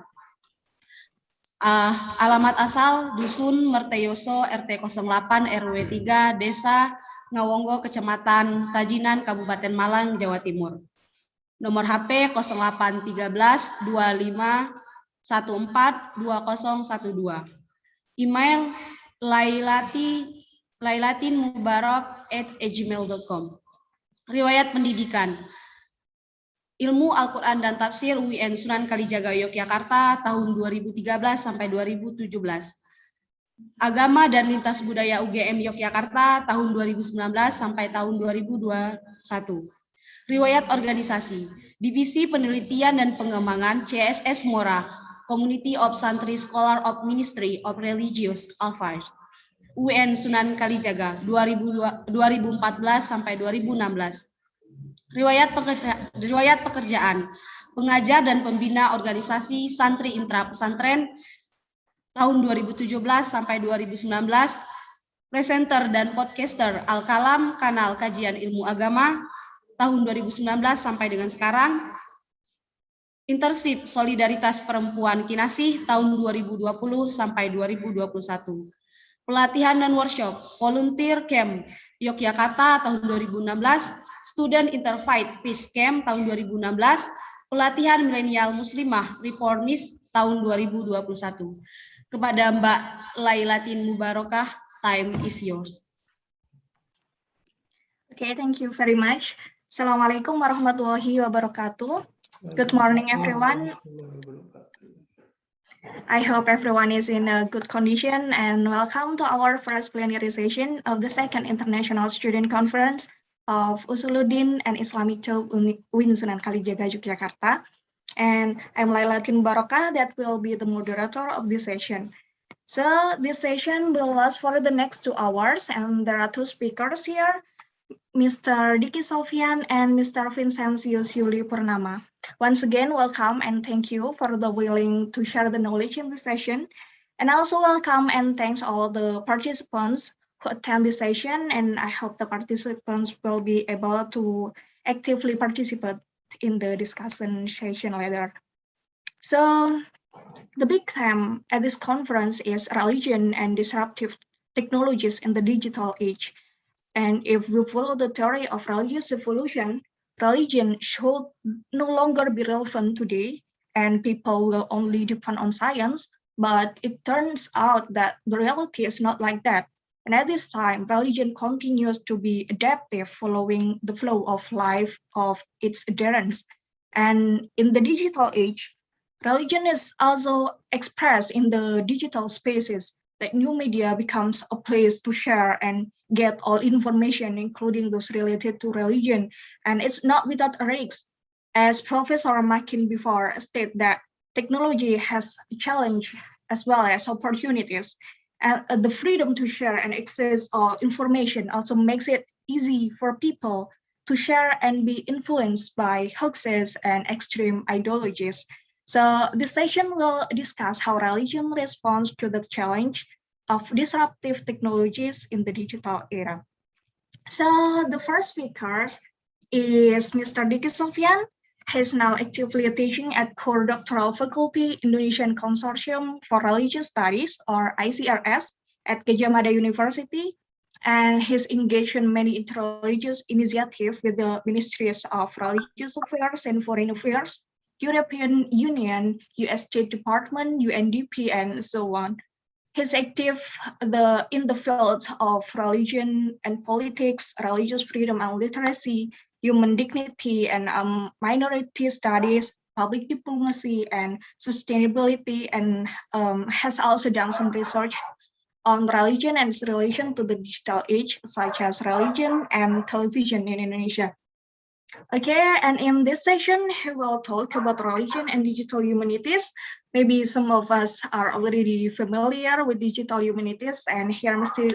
Diki Sofyan will explain how digital humanities is important to see and respond to religious phenomena in the digital world. Okay, so if you the participant have question or comments, you can write it down in the Q&A or chat box. Or maybe if you prefer to speak directly, I will allow you to turn on your video and speaker.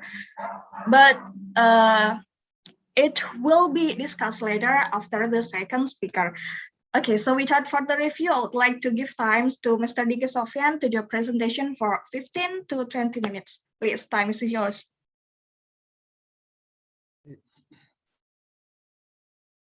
Bismillahirrahmanirrahim. Alhamdulillahirabbil alamin. Wassalatu wassalamu ala asrafil anbiya'i wal mursalin wa ala alihi washabbihi ajma'in. Rabbi shrah li sadri wa yassir li amri wa hlul 'uqdatam min lisani yafqahu qawli, amma ba'd. Assalamu alaikum warahmatullahi wabarakatuh. Peace be upon you all. I'd like to thank the organizer for inviting me to this splendid international students conference. I'm also a very good friend of the Pak Rector, Professor Al-Makin, who has also been developing ICRS and teaching in ICRS for a number of years. And of course, I'm delighted to see the Dean of the Faculty of Usuluddin and Islamic Thought in UIN Sunan Kalijaga, who happens to be one of our graduates of ICRS, whom we are very proud of. And so I feel privileged and honored to be sharing with you some of my ideas concerning religion and digital humanities. I've been sort of working on the sidelines on this issue. My last publication on this was on social media discourse when I presented this during the International Conference on Cohesive Societies in Singapore. I've also been involved in the study in which the minister had cited, which is the study by PPIM in UIN Syarif Hidayatullah together with Merit. I was part of the research designers of that specific research. So today I'll be focusing more on digital humanities. So the structure of my presentation would probably look like this. I will talk a little bit about the digital reality that we are experiencing. It really serves as a context of the kind of things that I will be talking about, and the kind of sort of sophisticated, advanced technological gadgets that we have right now, and how that has influenced our thinking about humanity or humanism, however you might want to define them.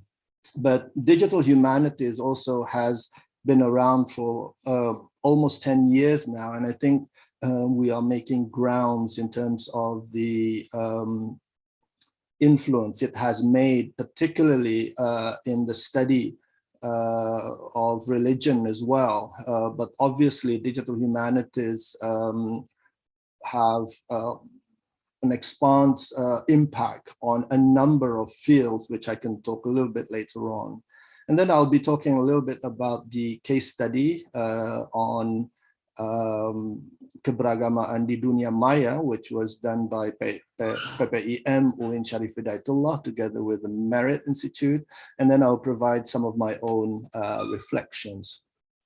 So first of all, it's interesting to see the sort of global trends in terms of the internet use. I mean, we are currently, what, 7.6 billion people in the world, but we are now seeing probably what 55% to 60% of them as perceived to be internet users. So there are very active people on this planet who are engaging in internet and engaging in social media in different ways and means. And if you look at the global average, people spend around or almost 7 hours per day.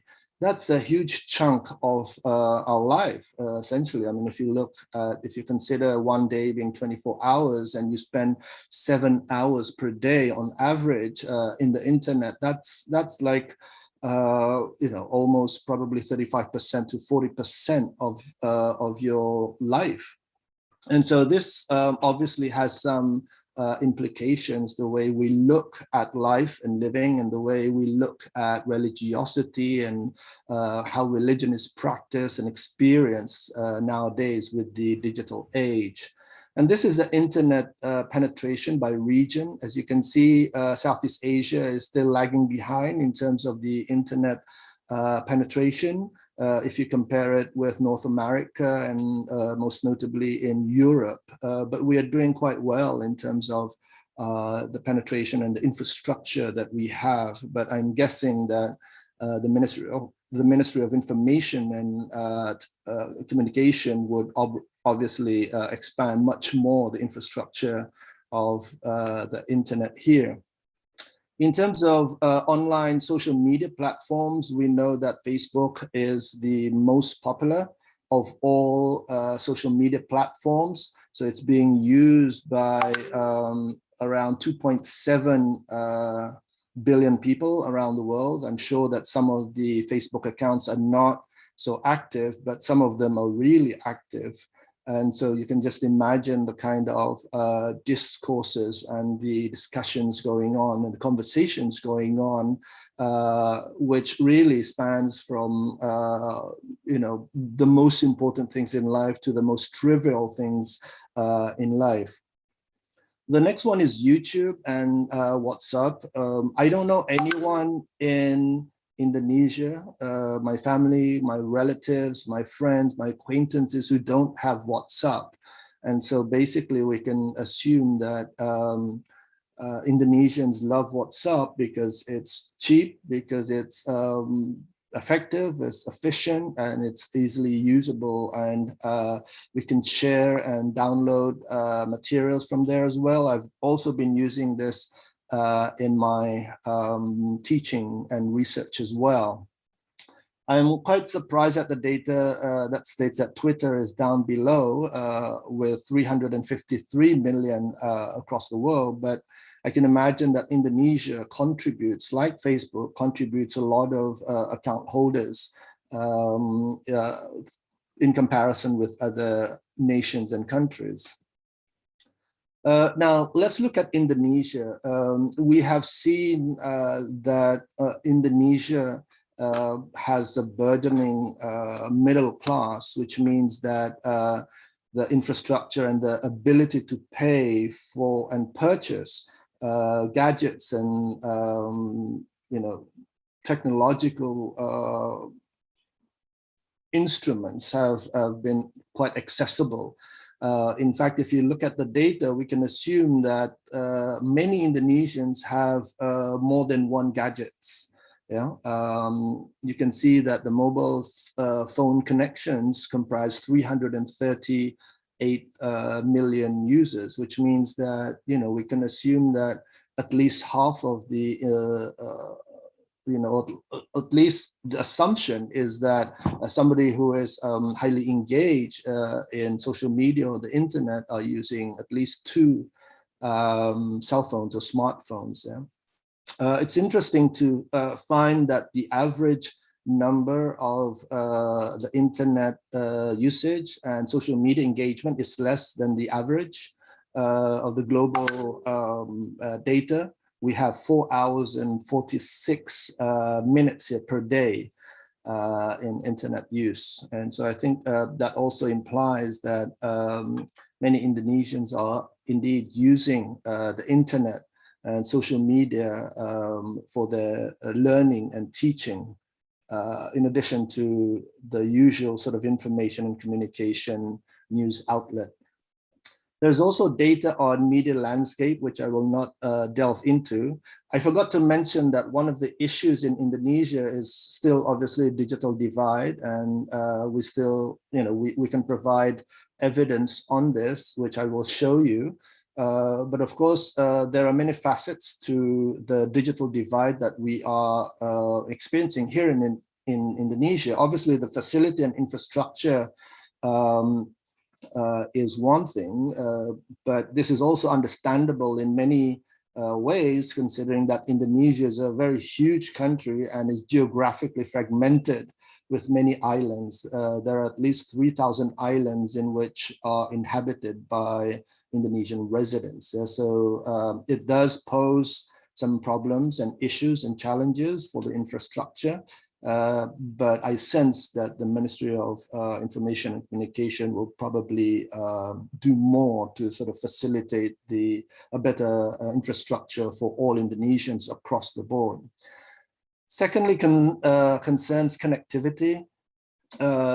Although we are, or at least some of us are experiencing 4Gs already, but there are some of my students who are staying in the more remote areas that they are not having 4Gs, and their connectivity is obviously still a problem, which poses an issue for us when we are doing online courses, as many of them oftentimes would have to turn off their videos just because their connectivity is not good enough. So even the issue of connectivity can influence the learning outcomes of our students.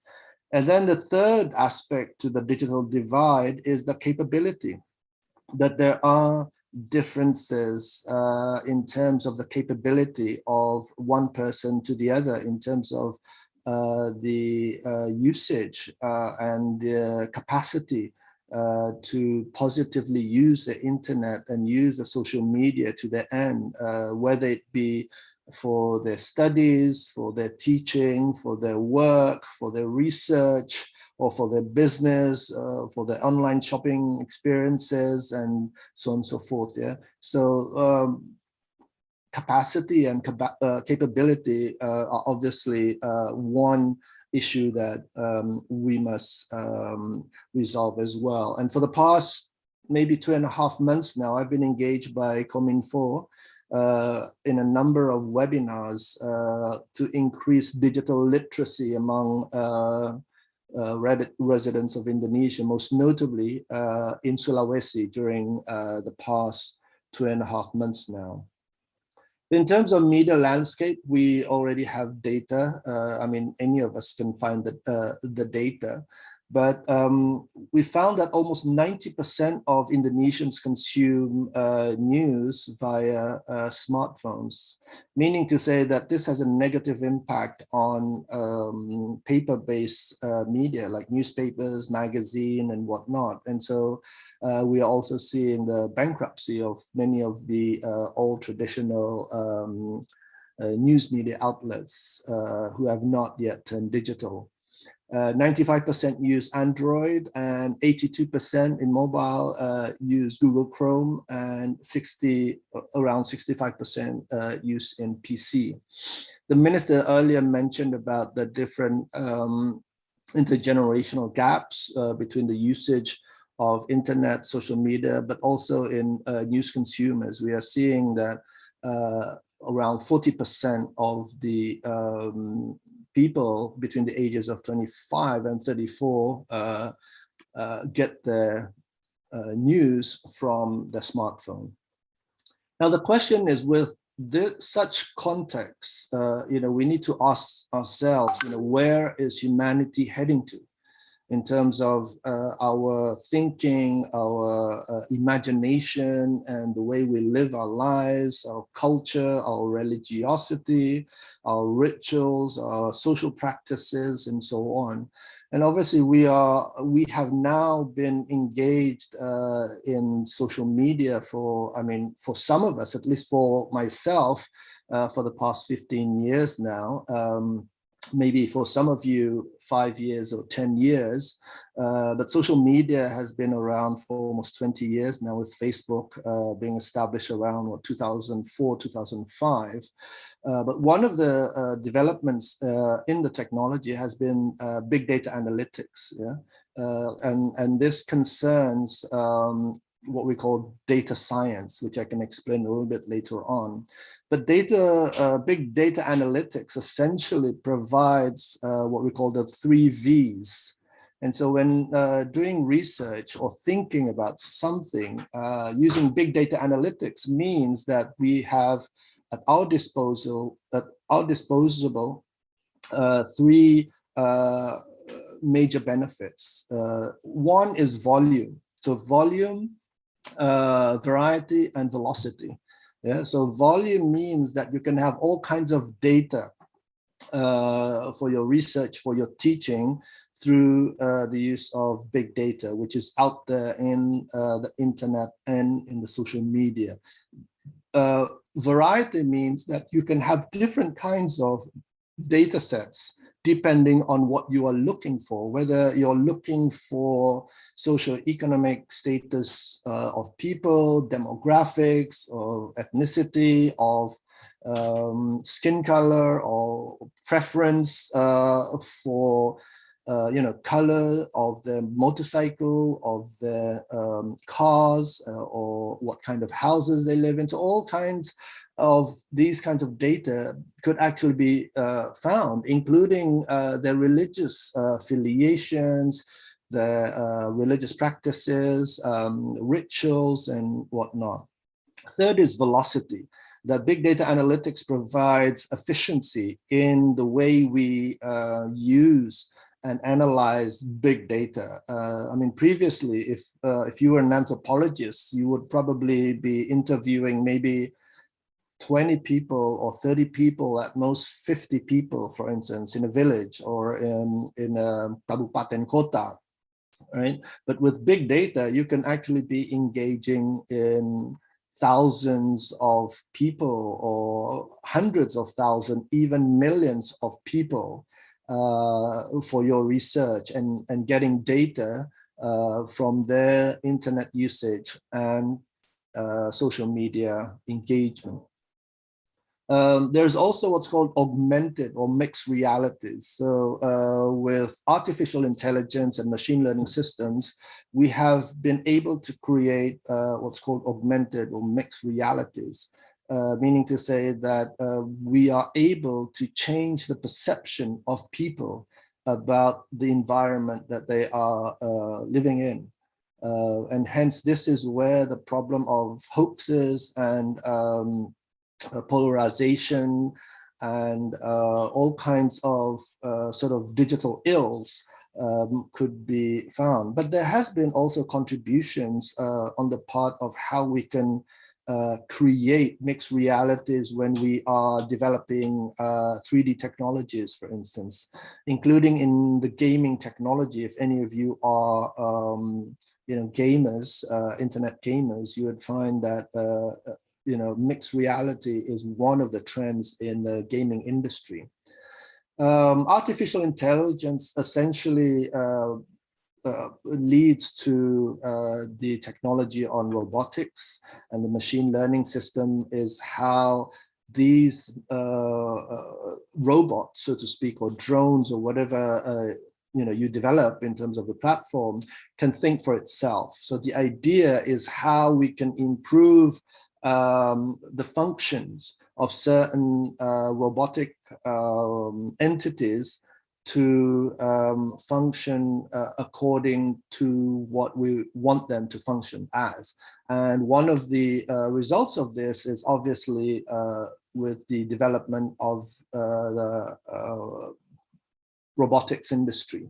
I'm sure some of you are familiar with Sophia, and you've seen some of the interviews and the conversations that these robots have had with the interviewers. And you can see that even in the facial expressions, you can see that there is artificial intelligence and machine learning taking place, because the more information you put into the robotic system, the more it will respond to how it should, depending on what the robot is trying to mimic.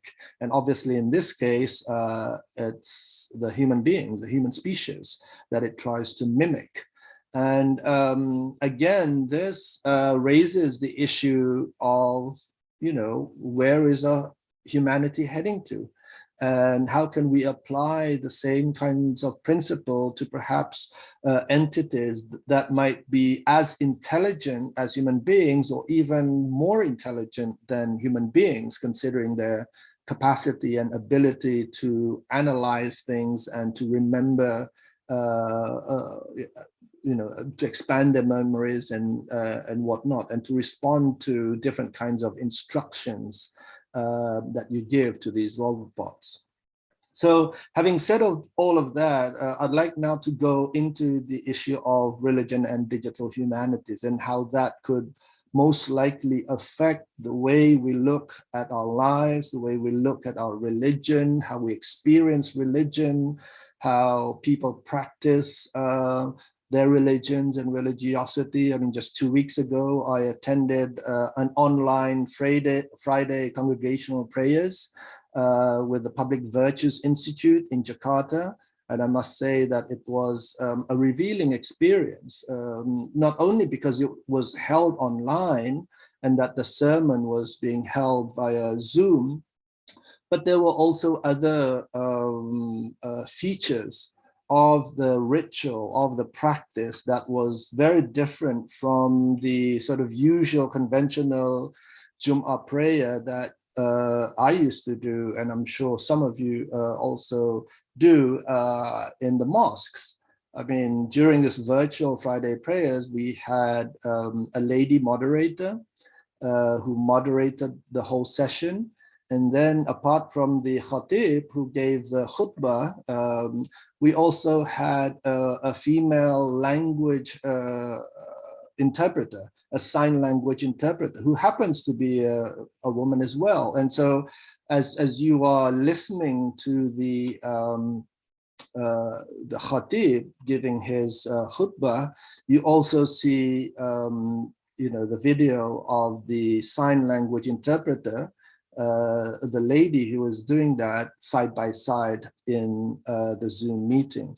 And so to me, this is one form of and one manifestation of the new forms of religious experience and religious practices. And obviously, we as scholars in religion and Islam must contend with these issues regarding perhaps the fiqh, the jurisprudence pertaining to the rukuns of Friday prayers, congregational prayers, and whether the Islamic law allows that, and whether there have been any precedents on that, and so on and so forth. So these are just some of the challenges and opportunities that we might be facing in the future. In terms of the meaning of digital humanities, it's also equated with what's called humanities computing, meaning to say that there's a lot of computing going on in digital humanities, because we are indeed engaging in usually big data. So in big data, we need computers to analyze the big data so that we can have the correct kind of calculations and algorithms to get around the idea and the analysis of big data. It's also assumed to be like a marriage between humanities or social sciences and information technology. So how we could use information and communication technology in our teaching, research, in the humanities and social sciences. Digital humanities has been used a lot in the teaching, research, used by students, academics, researchers, scientists, and so on. And we've seen a lot of these developments in, let's say, the library sciences, in the communication and da'wah faculties, for instance, in tarbiyah, in educational schools, and so on. And so this is something which I think is imperative for the Islamic University like UIN Sunan Kalijogo and the rest of the Islamic universities around the world must try to contend to. Now, one of the features of digital humanities is this idea about participation and collaboration. And with that, obviously, there needs to be a push toward transdisciplinarity, because this is really the wave of the future. That I think there would be a decline in monodisciplines and the disciplines that are not engaging in multi and inter and transdisciplinary approaches. But with digital humanities, we are also at odds in terms of how we look at values, how we look at culture, how we look at ideologies, and the kinds of biases that digital humanities might carry. Yeah, most notably, it is, after all, a tool, an instrument for mostly the upper middle class of people. Yeah. Now, I mentioned earlier about big data, but essentially we are now contending with the issue of whether to use small data, big data, or smart data. Smart data is when you sort of combine the old conventional ways of data gathering with big data analytics, and essentially sort of reinforcing the strengths of the old and the new forms of data gathering and analysis. But as I mentioned, the issue of big data analytics also in research methodological perspective is that it does provide a much better reliability in terms of representativeness of data and of the population in which you are researching on. Now, some of us might not realize, but big data has been used in a number of industries and aspects and places of work. Throughout this, almost 1.5 years of the COVID-19 pandemic, we have seen daily usage of big data analytics for the healthcare system, for looking at the number of people being infected by the COVID-19 and people who have died of the COVID-19 and so on. We have updated and real-time data from around the world and from all of the 33 or 34 provinces that we have, and 550 or more kabupaten kotas that we have. And so that already uses big data analytics. Yeah. And one of the strengths of the big data analytics is the use of illustrations. Yeah, so it's very easy to come up with the outcome of the analysis, but it's also equally easy to come up with various kinds of illustrations and infograms and informatics. In fact, interactive informatics, which may be more useful to the netizens than if it were in statistical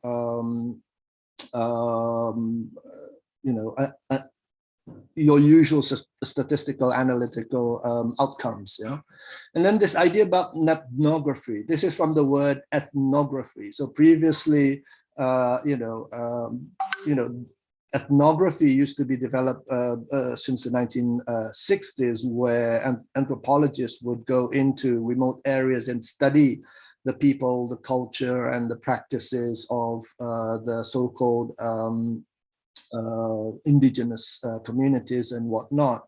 But ethnography is really a different take from ethnography, because the insights that we get is from the social media engagement that people are practicing or people are engaging in. And so ethnography provides a method in which we can get data, whether big, medium, or small, from the social media to inform us of the different trends that is happening in the communities in which we are looking at.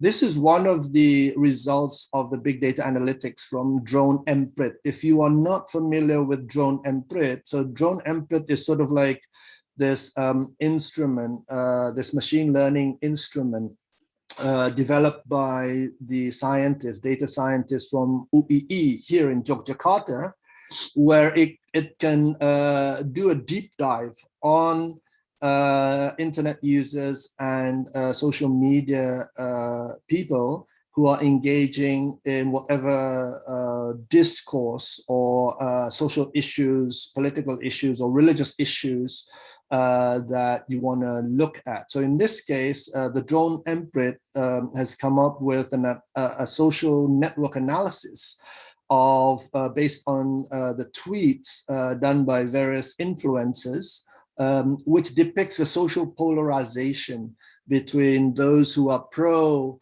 reunion of the 212 movement during the gubernatorial elections in Jakarta, and those who are in contrast and who are opposed to the movement. It could also come up with what's called sentiment analysis. And so this also provides a better and much more reliable tool to predict elections, whether it be elections at the national, provincial, or district levels. And through the use of these drones and artificial intelligence, that you can really look into the future, essentially. Yeah? So the predictive value of these big data analysis is really helpful. Now, the last segment to my presentation is on the case study of Beragama di Dunia Maya by PPIM UIN Syarif Hidayatullah, as I mentioned. I was involved in the initial conversations and discussions regarding the research methodology. And as the minister had earlier mentioned, that conservatism is still a major issue here, that we have developed 5 categories of the religiosity among Muslims in Indonesia, and we are seeing that around maybe 67% of Indonesian Muslims are conservative, at least in the way that they are engaging in the many different discourses of Islam.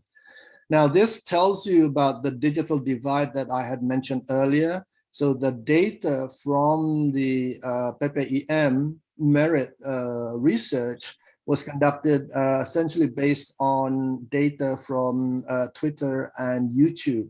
And so as you can see that the data is mostly gotten from the main island of Java, and secondly Sumatra, then Borneo, Sulawesi, and other parts of Indonesia. These are some of the methods and techniques in looking at the big data analytics. Yeah, there's hashtags, analytics, there's topic modeling, social network analysis, as I mentioned, degree of centrality. This is looking at tendencies, and then supervised machine learning. So that Drone Emprit earlier I mentioned is like the supervised machine learning. These are just some of the hashtag that represents the issues and discourse, the religious discourses being discussed and conversed in social media. And you can see, as you can see, that many of these issues and discourses are mostly very conservative, traditional issues. Yeah. This tells you about the fragmentation of religious authority, as mentioned also by the minister when she referred to the research that there are influencers and there are celebrity preachers who might be more influential than our religious authorities. People like Professor Dr. Quraish Shihab, for instance, who has written a whole tafsir on the Quran, or Professor Dr. Nazaruddin Umar, for instance, might not be as influential in the social media as many other celebrity preachers who may not have the sort of necessary tool in understanding Islam, the Quran, or any of the classical sciences. Now, finally, my reflections is to say that there is a great transformation happening in the way we are looking at religion and the way we are looking at religious studies or Islamic studies.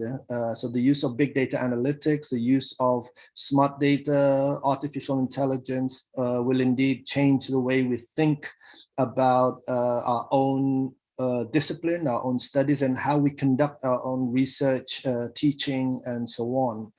There will be most likely a decline of the monodisciplines, and therefore there will be much more interdisciplinary research and studies, and computer engineering would be one aspect of the many things that we might have to look into as well. So essentially combining our conventional social science, humanities, and religious sciences with computer engineering and data science.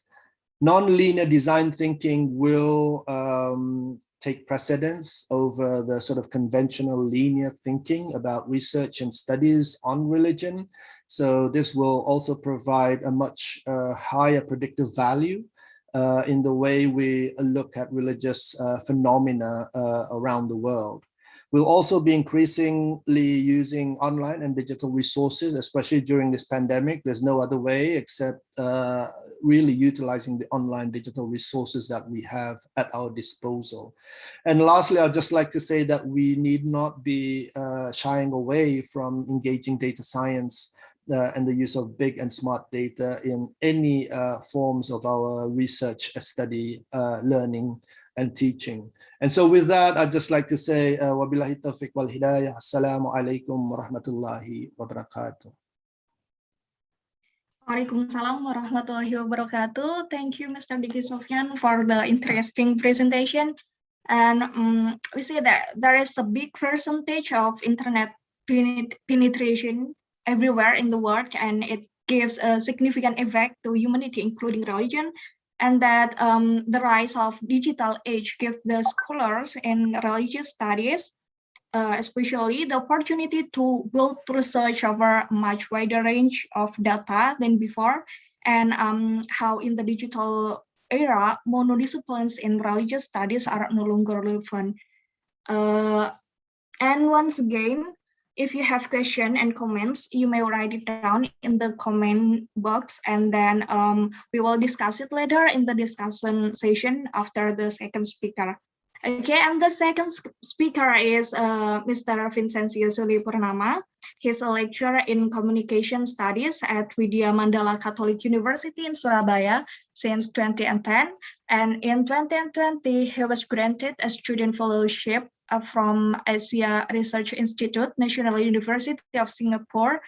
And his research interests include issues of democracy, journalism, lifestyle, and cultural studies issues. Okay, and in this session, he will talk about religion and critical thinking in the digital age. So with the freedom and ease of information dissemination, then there is a great need to enhance critical thinking to be able to avoid like hoaxes or extreme ideologies. Okay, so without further review, I would like to give times to Mr. Vincencio Sulipurnama to do presentation for 15 to 20 minutes. Please, times is yours. Okay, thanks a lot.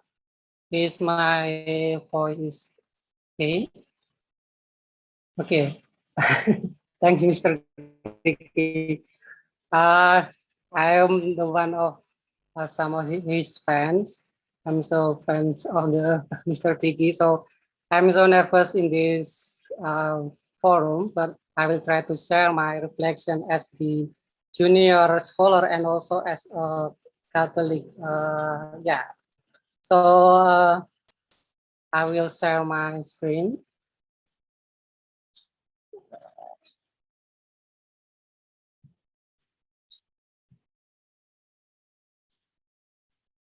Yeah. Is it working? Yeah. Okay. Today and Assalamualaikum warahmatullahi wabarakatuh. May peace be with you all. And thanks for having me. I feel very honored to be present and discuss in the second International Student Conference of Usuluddin and Islamic Forum in Sunan Kalijaga, Yogyakarta. It's a forum that critically raises actual topic relates to religion and digital era. So if we read from the Compass yesterday, there's one opinion about how digital media has disrupted a lot of government shapes. So I think it's very actual for our discussion about the religion and also the digital age. I also feel very honored to be present with Then my presentation reflects my academic struggle as a junior scholar of media and culture studies. I'm a student of the media and culture studies in UGM. So Mr. Digi is my neighbor in UGM, and so I'm so very happy in this forum. And therefore, I hope this forum can further enrich ideas and exchange opinion regarding the issues of religion and critical thinking in the digital age. I made the title, which is, I hope, is provocative enough to spark a critical discussion in this forum, with entitled "Religion Without God: The Challenge of Religious Religion in the Digital Age." So I will focus with two aspects. The first one is religion, and the second one is the religious, how we can be a religious people in the digital age. This is my abstract. I will summarize. The technology is not only present as a tool, but it becomes part of the way human exist, common rationality, and even becomes a new ideology. Currently, humanity, including religious people, in an epoch of being, or in bahasa Indonesia, sejarah ada. I use this term from the Heidegger of the Industrial Revolution 4.0. At a certain point, large technology-based corporations emerged as a digital leviathans that control various aspects of human life. In the field of religion, this can be seen in two major phenomena. The first one is symptom of the mediatization of religion and the algorithmic subject. During the last 2 years, the COVID-19 pandemic situation has also accelerated the dominance of the technological domination situation. This paper attempts to problematize the response of these two things as two major currents that are central in critical thinking in the digital age. The first one is critical capturing the issues of religion and public theology as the way of religion being present in the modern rationality at the micro level and the subjectivity at the micro level. So here is my frame for this presentation. The first one, I took this at the center, technology as the epoch of being, or it's some like the rationality of the common people now. So technology is not only a tool, it's also a rationality. And this technology has birthed the revolution industry 4.0 in German. And then the pandemic accelerated the use of the technology and the adoption of the rationality of the technology. This have to impact which one is the mediatization of the technology, the religion, and it's support the issue on the discourse on the theology public. And also in the second one, in the micro level, is the subject algorithmic that make people as the people that's controlled by the algorithmic in the social media. The first one, I will give some capture about the epoch of being from Martin Heidegger. He lived in 1989 and until 1976. He born from the middle class family and preparing to become to be a priest, but he very interesting in the issues of the philosophy. He studied in University of Freiburg under Emil Husserl and the Ordinatory of the Phenomenology. And some of his successors, just like Gadamer, Jonas, Levinas, Hannah Arendt, and so on. So this is the common definition of the technology. We used to giving the definition of the technology as only a tools, in instrumental as natural, and also some of us, just like Michel Foucault says that technology is an action. How to make this in example for your study, if you want to study is success, you have to make some activity that make it happen. So that is the tool on the technology that you have. Both point of view are inadequate and subjective. And the term of the Heidegger, both view are correct but not true. So what is the definition of the technology regarding the Heidegger? Heidegger see this technology is not only as tools of the activity, but we said that technology as ontological issues. The critical perspective says that the phenomenal key characters of technology. Definition is the a way of expressing the truth on the realm in which entity and activity appear as they are. Man is dealing with something that is a thing which he did not create, namely technology. So we are born and we are live in the era that technology has exists before us, and we are live in the rationality that technology gave the rationality to us. So that was the epoch of being. So we think, we look, we arrange our activity daily with the rationality of technology. So I wake up in the morning and I did not pray, for example, but I look at my cell phone. That was the rationality of technology that control us. According to Heidegger, the current epoch of being is the technological age of being, where being is understood or seen from an instrumental aspect only. Some of these scholars said that about the term of digital Leviathan. Leviathan is first coined by Thomas Hobbes. It describes a scary monster figure that is able to bring order to the condition of society in state of nature. You know, state of nature is like anarchist. So Thomas Hobbes see that the people on the society is very anarchist. So we need a monster that will be arranged, will be managed us, and we obey the monster. At the old Leviathan is the state or negara. The state will give us,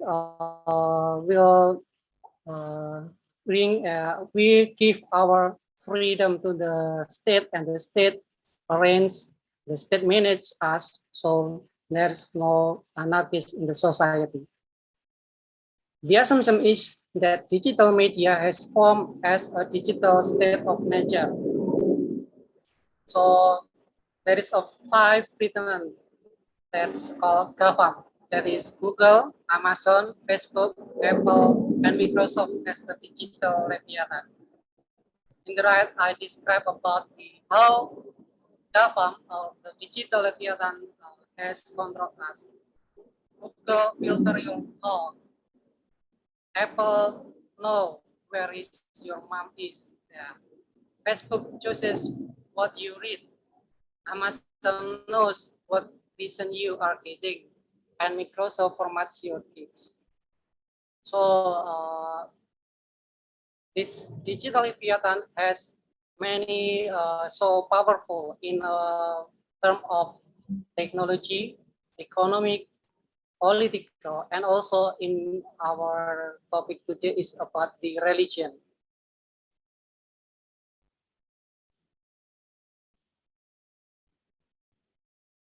Wait a minute.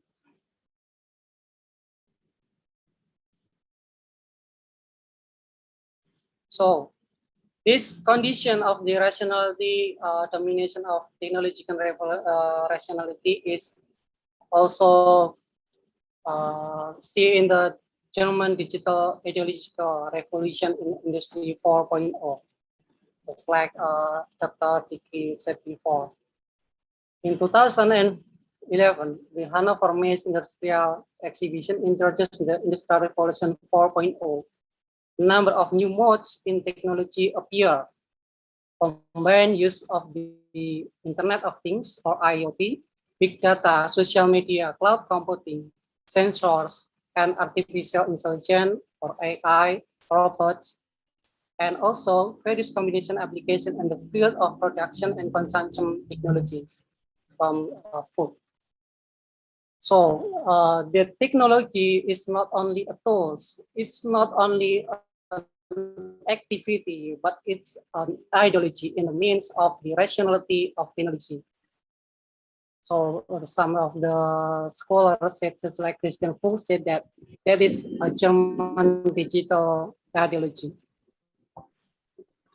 Christian Fuchs mentioned one of the 10 things that must be criticized with the Industrial Revolution are one of them is disruption. In this case, I will make some discussion about how the God in the religion is disruptive. So it's debatable, and you can also have a different perspective, and you can also ask what is. So the first one, implication of the technological rationality is the three forms of mediatized religion.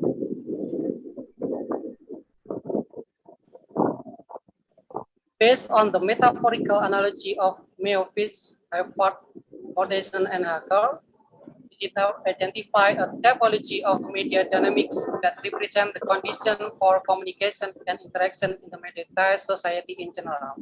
Namely, the first one is amplification, the second one, framing and performative agencies, and also the last one is about co-structuring. So technology has influenced many institutions in the society. The first one, amplification, make the volume, speed, reach, and level of improvement is bigger.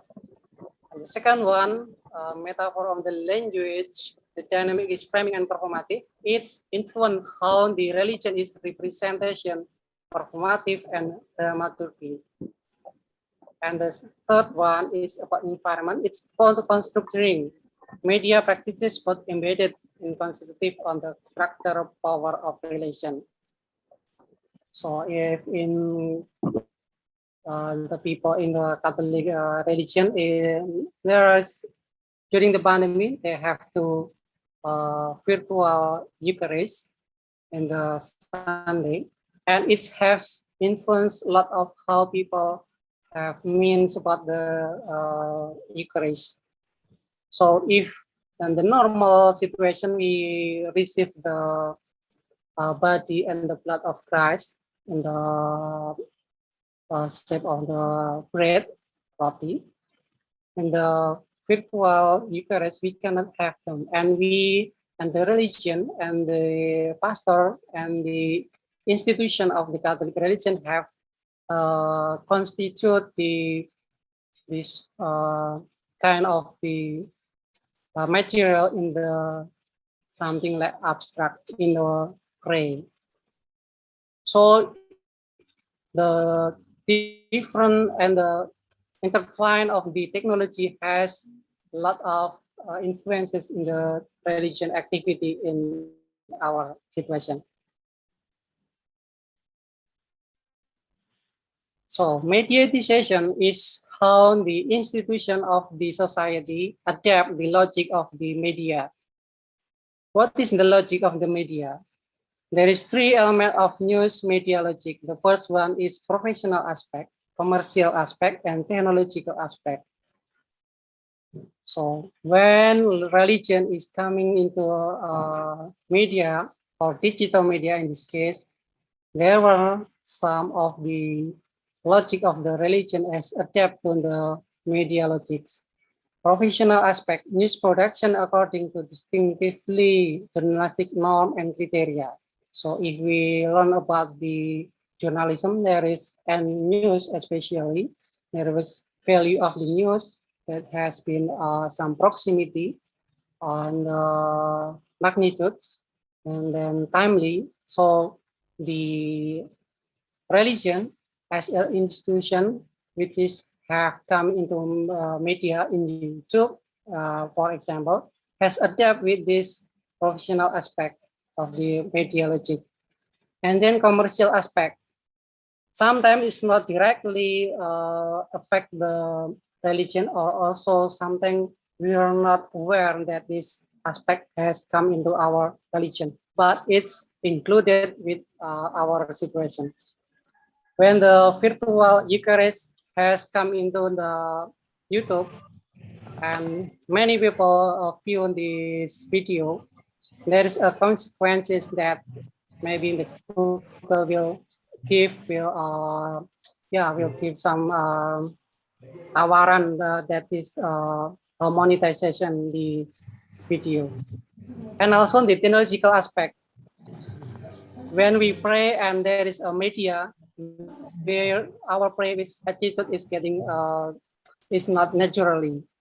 Sometimes we have to adapt with technology. Where is the camera? Where is the camera? Is in the left, on the right, and etc. The second one is about the news media logic in the internet. That is virality. So it's not also not directly come into the religion institution, but somehow it's not aware and also come into some logic of the religion. So there is three kind of the mediation of the media. The first is religious media.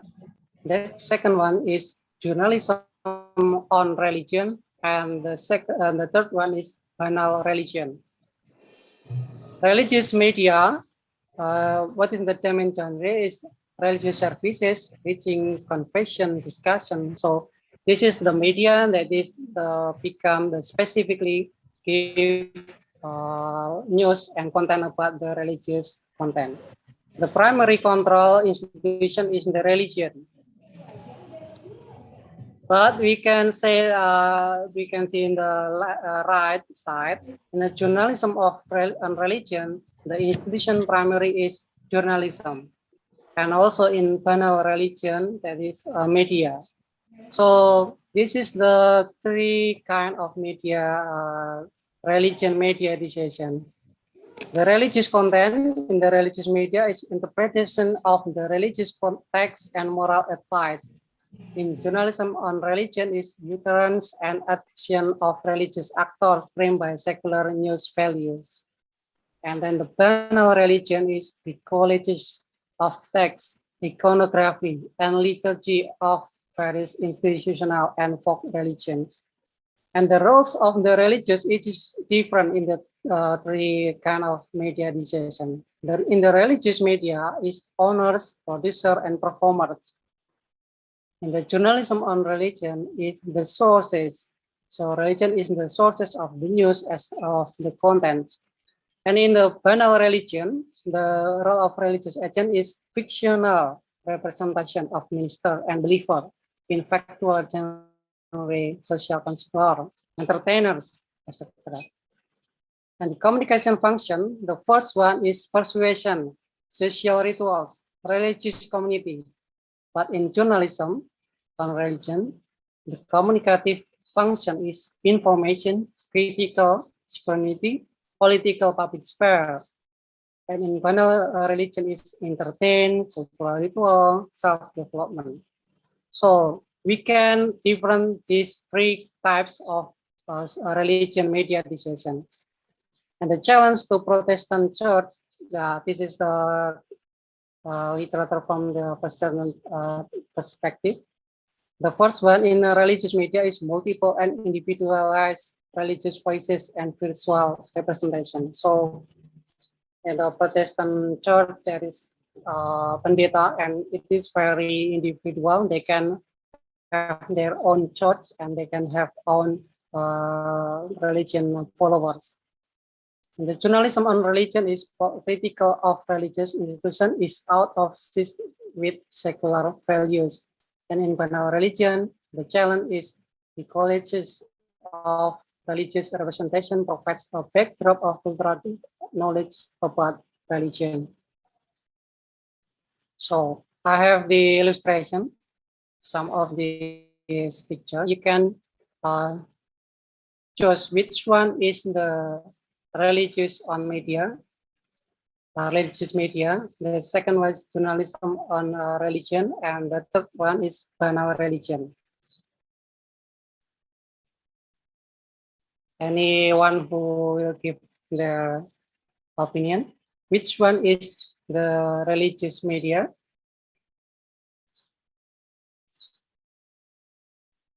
Can you find one of them? Yeah, I can find of them. There is no one of this is religious media. The second one is journalism on religion. There are some of these journalism on religion. The reportation of the religion activities is kind of these journalism on religion, just like from CNN and Time. And the third one is banal religion, is how the content of this religion is become banality or commodity in the media, just like in just like from Paris, the Sui Charlie, Isuas Charlie magazine is one of example of the banal religion. So this is case studies. The first one in the left is Tauhid SMS case studies. This is the research from our senior about the Tauhid SMS center from Kim. There is his research found that there is 4 process mediatization in the religion, that is in this case SMS Tauhid. The first one is the main resource is not religious text, actor, or institution, but the media. Second one, SMS Tauhid depend on religious actor and institution, and then changes into depend is independent from religious actor and institution. So this research comparing the first one is SMS from Agin, and the second one is SMS from the SMS Tauhid. The first one from Agin is very personal. He give the short message service that is very personal, and he give interpretation of this about quotation from Al-Quran. But the second one, the SMS Tauhid, is just only the quotation from the Al-Quran that is very wide, and many people can interpret in many ways. And it's very technically. So if the sender is not Akim is okay because the standard, the important thing that is the quotation from the Al-Quran is sending, and it is sent to the people, the followers, and also it was the correct quotation. SMS Tauhid content controlled by religious logic, and then changes into the control by media logic. What is the media logic? That is three kind of media logic I have said previously before about the professionality, and then technology, and also the economical. And the fourth one from the internet logic is about the virality. How to make this content is viral. Religious actors and institutions governed by religious logics, and changes into religious actor and institution governed by media logic. On the right side, it is the illustration of this Palm Sunday, Minggu Palma, Sunday before the Pascha. So this the celebration of the Christ that is being crucified and also rise again. So in this illustration in the right, we can see that for me as that is very strange for me how we have to give our honor by mediatized by the monitor, and it's something like strange for some people, but the pandemic has forced us to make this in our religion activity. The second one, the previous is about the institution of the religion, and the second one is how us as an individual, how us as the subject in the case of digital media. Some research said about the subject control by an algorithm system in the internet. It's like bubble filter that make us only meet the people on the discourse that that same with us. So I give illustration in the right about Ahok, controversial of Ahok.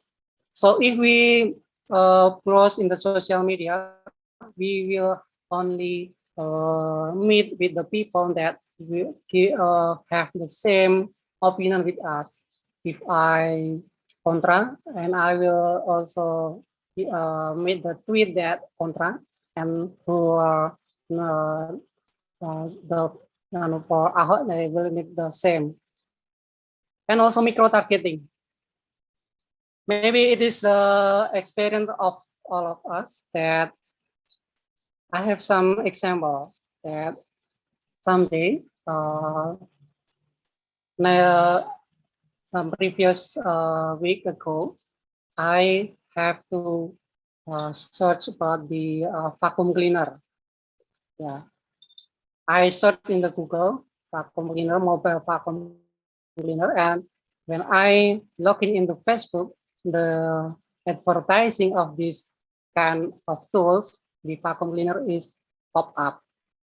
And when I search in I'm browsing in my email, also the advertisement of the vacuum cleaner is pop up. So that is the micro targeting. So algorithm have studied how our attitudes, what is our interesting, and they give the targeting in a micro scale. Echo chamber, just like bubble filter, that we only see people that same with our opinion. So this is what Merlina Lim called about algorithm enclaves. What is algorithm enclaves?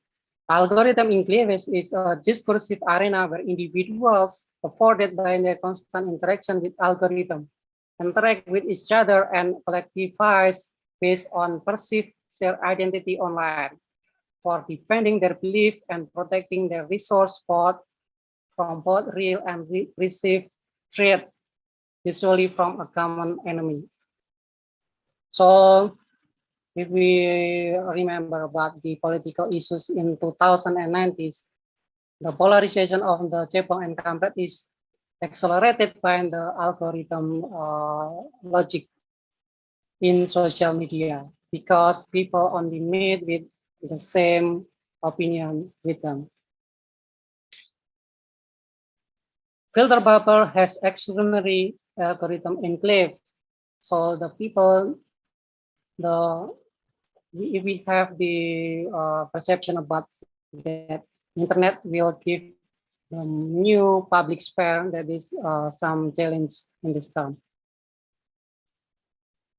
COVID pandemic has accelerated issue. So yeah, this pandemic have forced us to interact each other with media, and yeah, almost of our activity is bring to the virtual situation. I read about the inverted sociality, the sociality that have changes. So people say think have rational think that I will not mudik, I will not go to our village to give safe to our family. That is the inverted sociality. And then various activity take place in virtual bed. Physical rituals are turned into virtual rituals. So that is what is I call inverted sociality. So in this kind of situation that is very challenging, what is a critical thinking? Critical thinking is an ability to ask, not just only a kind of ask, but how to formulate the right question. So then they are able to critically interpret a text by looking at the logic, sources of information, and argument gaps. So in the situation of mediatization religion, we have some option. We have some way to perceive this situation. Using conflicting arguments to strengthen our argument position. Critical thinking and religion is very close each other. To remain free of delusion, religious experience must incorporate critical thought as cleansing tools, while critical thoughts needs religion to understand its higher usefulness.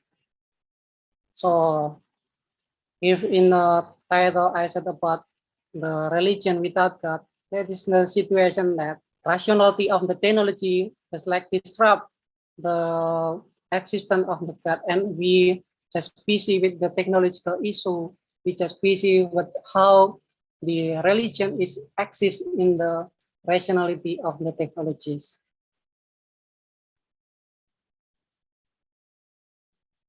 Yeah, there is the situation to big false about the public theologies and personal subjectivity.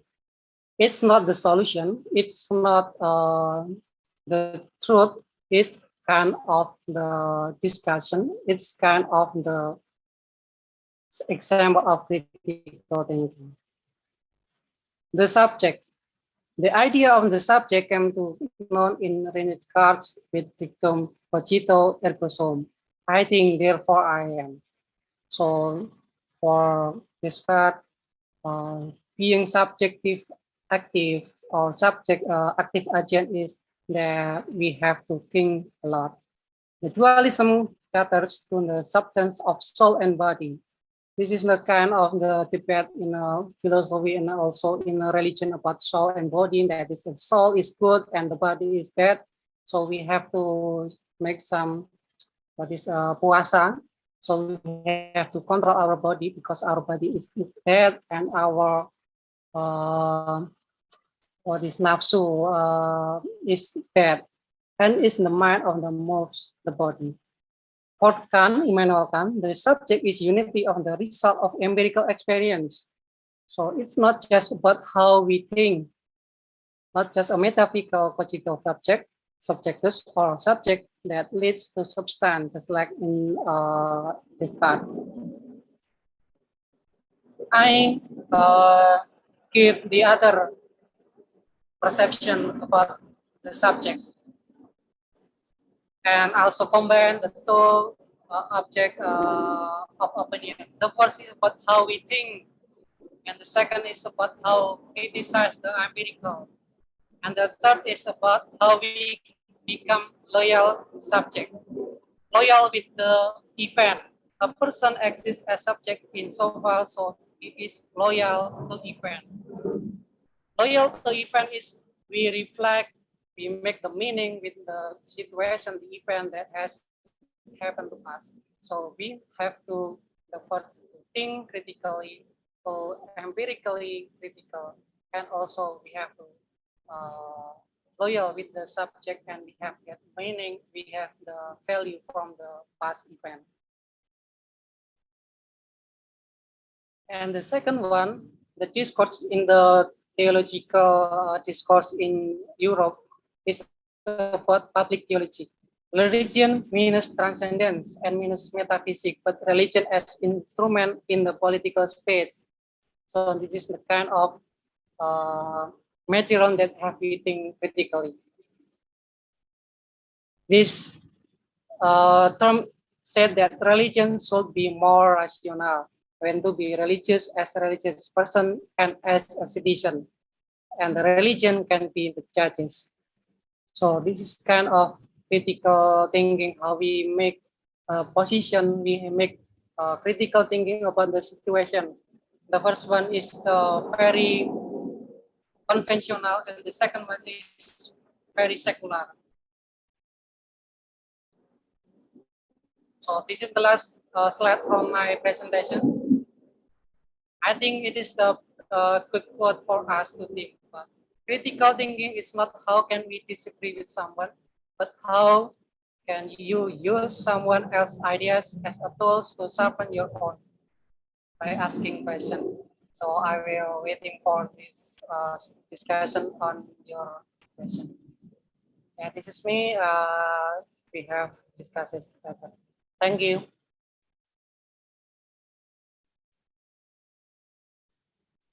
Okay, thank you, Mr. Vicentius Yuli Purnama. It's a really great presentation. And we know that technology is not only a tool, but also an epoch of being, and it can influence us in many ways possible. Well, now we come to the discussion session, and if you have questions and comments, you may write it down in the comments box, and I will write some of the question. Still, there is no question in the comment box.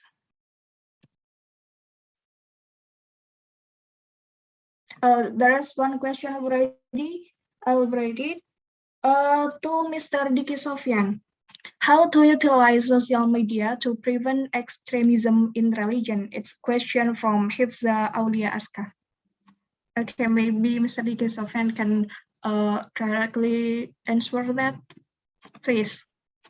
Yes, thank you very much, moderator, and thank you very much, Hifza, for the question. And I think your question is a very pertinent one. And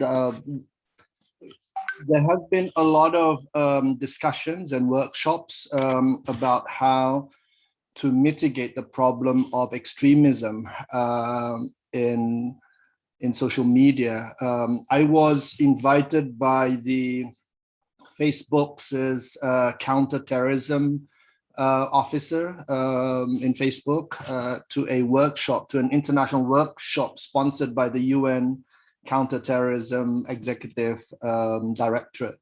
And they have now come up with tech against terrorism. So there have been many sort of developments in the technology in how we could lessen the negative impacts of militant and extreme views being aired in social media. And having said that, I must say that the development has only been for the last couple of years. I mean, initially, at least in Indonesia, I think I saw a improvement since 2013. And this is within the context of the conflict which occurred in northern Syria, with the whole sort of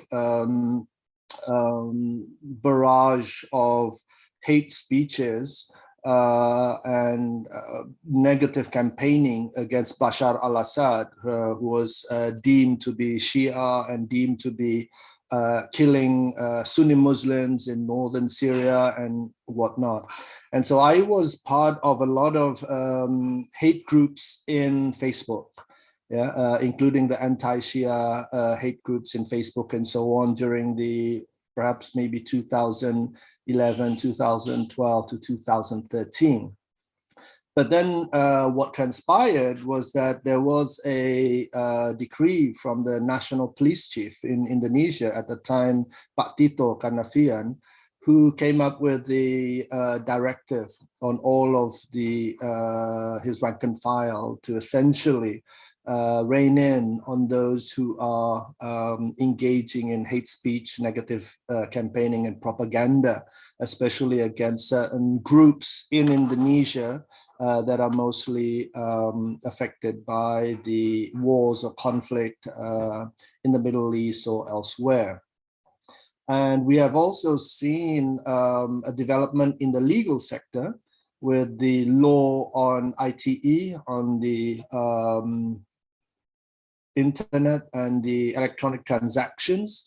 And so there have been a lot of cases now where people have been engaging in hate speeches, negative campaigning and propaganda, and have been arraigned by the police or summoned by the police because of that. Now, of course, this brings a number of issues to the fore. One, of course, is how do you distinguish between hate speech, negative campaigning, propaganda, and freedom of speech? As you know, that we are a democracy and that we do enshrine in our constitutions and legal framework the insistence on the freedom of speech. And so this is where I think the problem lies, because many of our security apparatus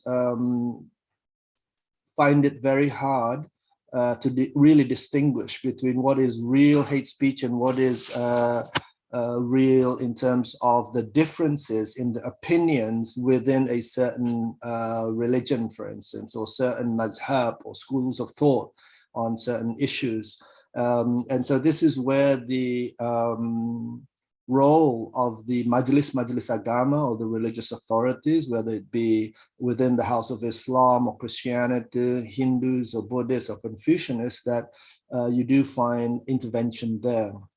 But of course, we also have been seeing some biases as well on the part of our religious authorities as well on some parts of which religious schools of thought are more sort of acceptable than others. But of course, when it comes to hate speech, I think the case is pretty clear now for the security apparatus.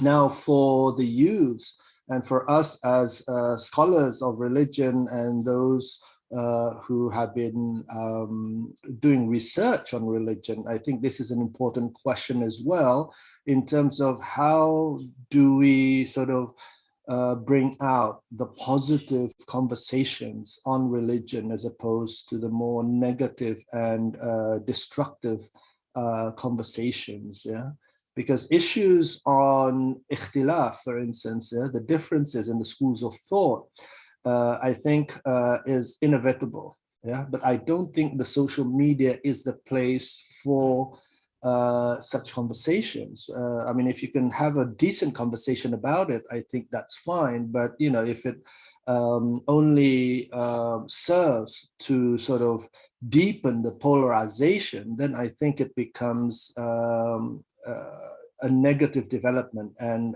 it no longer becomes a constructive conversation. So I always tell people who go to the webinars on digital literacy that whenever you find any hateful messages, or if you find any of your friends who are engaging in hateful messages, please delete them or unfriend them or unfollow them. I think that is the only way you can, maintain a clear conscience and a clear mind about the reality. And plus, obviously, there is some ethical imperatives that we must follow when it comes to akhlaq, when it comes to how we position ourselves as Muslim, who should not be engaging in fitna, or who should always try to prevent oneself from being a victim of fitna.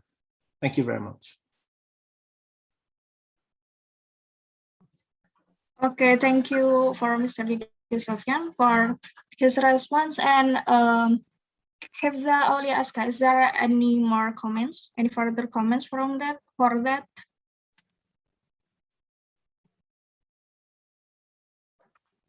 Okay, is it enough? Maybe any question from other participants? Baik, bagi para peserta yang ingin menanyakan dengan bahasa Indonesia juga kami persilahkan. There is further comments from Hifza Aulia Aska. Then, if our family share hate speech, what should I do? Yeah, I get this a lot, and it's been in many of the digital literacy program. You know, some of these people who are sharing fake news and hateful messages, some of them are our own family members and relatives, and I think it has generated some form of dilemma. I think, especially when you think that they are older than us or more senior than us, or that they should be more I think wiser than us. I think that becomes a problem, you know, when they are younger than us, and then I think it's easier for us. But when it's your own mother or auntie or your own cousin, or your own uncle, that's a problem. And I think we've sort of laid out the principle, that when engaging in social media, it's always good to always have a clear head, a clear conscience. So never sort of have any bad intentions or negative intentions to want to judge anyone, because I think this is one of the things that we often do. We often judge people by the things that they write or post in their Facebook or WhatsApp groups or Twitter. Well, in fact, sometimes we don't know them too well, and sometimes we don't know where they're coming from in terms of their perspective and their experiences. But when it comes to somebody now that becomes a problem, I think. But it's always a good idea that we can check and recheck the information. And in fact, there's a platform nowadays in Google for you to recheck news articles or pictures, and to just sort of ensure that the information being disseminated is true and not false. And I think we've seen a lot of this phenomenon during the wars and conflicts, especially those in the Middle East. But even in the political scene here in Indonesia, we have seen a lot of alternative facts, they call it, or fake news and information regarding all kinds of things. And we need to be really, aware that some of these people, there are professional fake message producers, people who are making money from distributing fake news and alternative facts about the politics, about religion, about society. So there is some incentive for some people to see a polarized society, especially those who are engaging in politics and those who are engaging in electoral politics, who want to get more votes for their parties or their political groups. So there is a certain logic to why you find a lot of fake news and alternative facts. But increasingly, I think I've seen a lot of people who are increasingly becoming much more aware and much more digitally literate.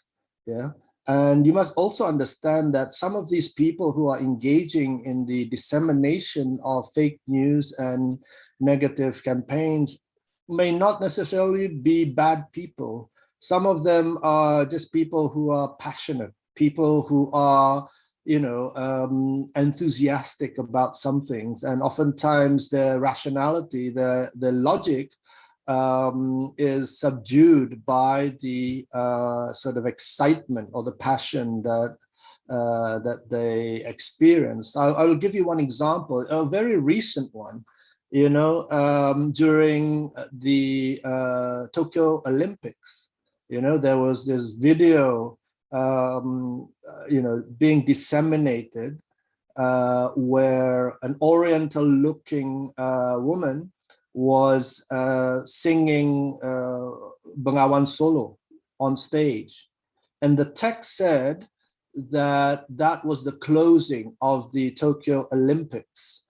And it was sung by a Japanese singer to sort of appreciate the participation of the Indonesian contingent. And obviously Indonesians were very appreciative of that and thought, wow, this is amazing. So maybe I'll just share this, But then they soon realized that that was not the closing ceremony of the Tokyo Olympics, but that was a folk song festival in China. Because right after the singer sung Bengawan Solo in Bahasa Indonesia, she went on to sing it in Mandarin. But the Indonesians can't tell the difference between Mandarin and Japanese language, right? So they quickly assume that that event was from the closing ceremony of the Tokyo Olympics. So again, that tells you that literacy is important, that we need to be able to be wiser when we disseminate information and when we engage in conversations about all kinds of things, especially when it comes to religion. And I think, having said that, I would just like to say that hoaxes and fake news have always been there since time immemorial, even during the time of the Prophet and after the time of the Prophet. We are all familiar with the different degrees of the ahadith, right? The prophetic traditions. Some traditions are strong, some traditions are good, some traditions are reliable, are sahih, but some are palsu and maudu, right? Some are not originally from the Prophet. And so this is something which has been around for thousands of years. So it's not something new. We just have to be wiser and smarter. Thank you.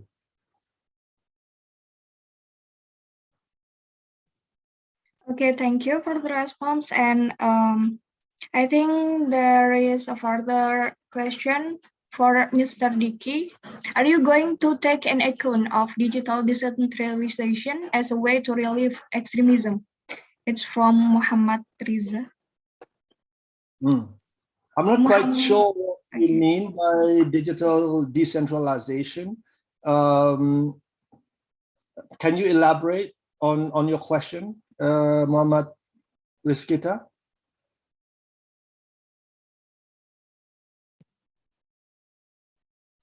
Muhammad Rizkita, maybe you can also turn on your video or your speaker to speak directly, or you can write it on in the comment box.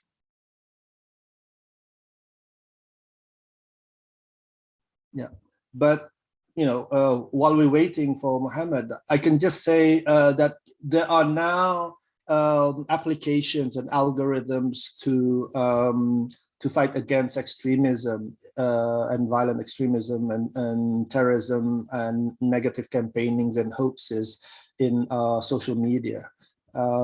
This was not the case about 4 years ago, 5 years ago. I was in Europe, in Brussels, in the EU headquarters, and I spoke to some of the officials in the EU, and they were saying that they had what's called a code of conduct for social media enterprises in Europe. So essentially what they are saying is that the social media companies and corporations need to step up their efforts in trying to reduce the social polarization and the spread of fake news and negative propagandas, campaigns, and hate speeches. Now, that was not the case in Indonesia, in Southeast Asia, in ASEAN, like maybe 4 or 5 years ago. And hence, that's why we got the crisis in the Rakhine state in Myanmar, which was, exacerbated by fake news and hate speeches through Facebook. And it happened so like 3-4 years ago, I was in Sri Lanka, in Colombo, and during my stint there for about a week, they had the Muslim-Buddhist conflict. And immediately, for the next 2-3 days I was there, I was not able to connect with Facebook. So apparently the government there around maybe 2017, 2018, they already learned the lesson in Myanmar and said, we don't want what's happening in the Rakhine state in Myanmar to happen in Sri Lanka. So they turned off the Facebook for 2 or 3 days. The Minister of Communication himself decided to turn off Facebook and social media for 3 to 5 days maybe. And he was right to do so because there was no spillover conflict and persecution of the Muslims in the eastern side of Sri Lanka. So I think governments are learning a thing or two from each other, from the various cases that we have seen. But certainly we know now that hate speeches and fake news can really hurt, both society and the state and the government. And we know that these things pose an immediate danger to the stability of the state and to the social sustainability of society. Thank you. Okay, maybe Mr. Vincentius has also comments for this question. Yeah, I'm interested in the first question about how to prevent or to giving about the extremism. So this is a practical activity, so you can join with some of the digital literacy society, just like in UGM, and yeah, it's not only UGM. Some lecturer in communication studies as Japelidi, Jaringan Pegiat Literasi Digital. You can join there, and you can have some discussions that really a real activity in our daily life, just like how our senior relatives is share the fake news and how we get through with the problem solution. And the second one is about their digital literacy is very important in these ages and also in religion also. So it is very related with the question from this. I think there is one question from Solistio about why do you have to think rationally in religion? So it's very challenging question, and I have 2 points to answer this question. Then that is the reason why I interact and also giving some opinion about the religion. In note that I'm not the scholar of the religion, but I'm a scholar of the cultural studies and media. The first one is about the religion is not a single institution. Religion is multiple institutions, just like in Pilpres, in general election, religion is intertwined with the politicization of the identity. How it became so very powerful to giving some opinion, how to make the people choose which candidates, how to make people hate each other, and how to make the people have some perception that there was not true. So critical thinking in a religion is quite important for me because it makes us giving some rationality of how we can think critically, how we can evaluate the issues, how we can be in the subject that active, that we can have reason, and also we make the situation that it is true or not. The second one is that rationality is also not a single one. That have some of the logic of rationality, just like religious logic, technological logic, and also political logic. I just mentioned three points. The first one is about the religious logic. It's very different with the technological logic. Religious logic is about how we believe, and that is true if we believe it is true because it's our faith. I believe this the prophet because I'm the follower of this religion. So that is the logic of the religious. The second one is about the technological logic, how it's very instrumentally, how to make the instrument is getting better, how to make the instrument is maximize our activity. And also the political logic about how people get their power, how people have success in their mission or vision. So religion is intertwined about the logic of the religion, logic of the political, logic of the technology. So in the situation that is very different, we can be critically thinking about this situation. Is it the politicization of the religion, or is it the religion pure from our religion? So that is my answer. I hope that my answer is quite clearly for the Solistio. Thank you. Okay, I think it's a really comprehensive answer for the question. Is there any further response for that? Mr. Sulistyo, maybe wanna comment further for the answer? Okay, if there is no further comments, I will read other question here from Muhammad Yusuf. I've read that Islam's role in modern scientific activity includes encourage exploration of nature as the application of epistemology, answers to question of scientific research, and as a direction to the development of applied technological science. Does Islam, in a sense, contribute to technological development? Okay, maybe Mr. Diki Sofyan wanna answer that first?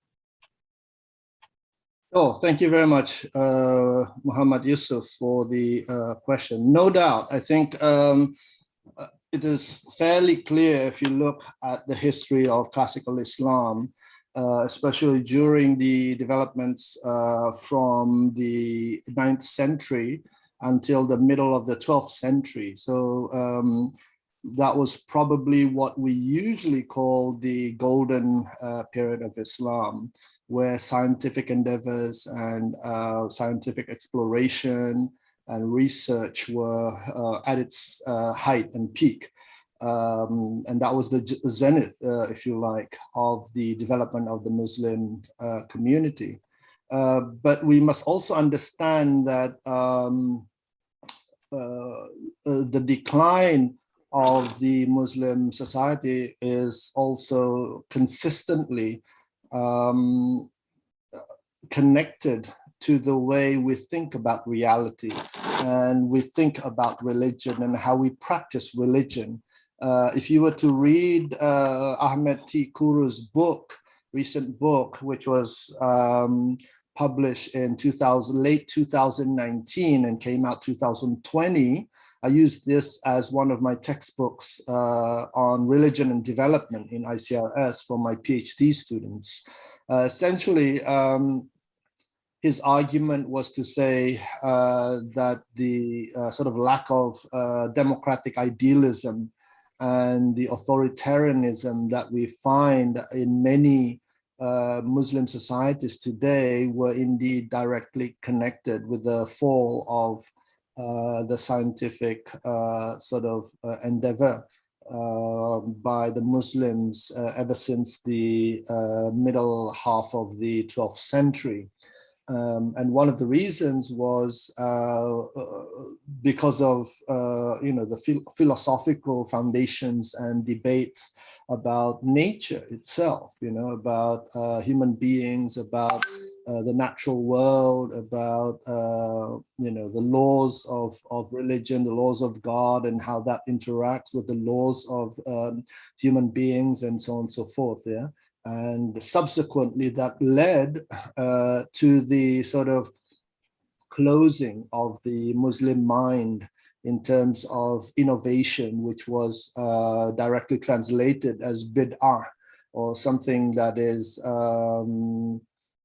impermissible within the logic and framework of religion.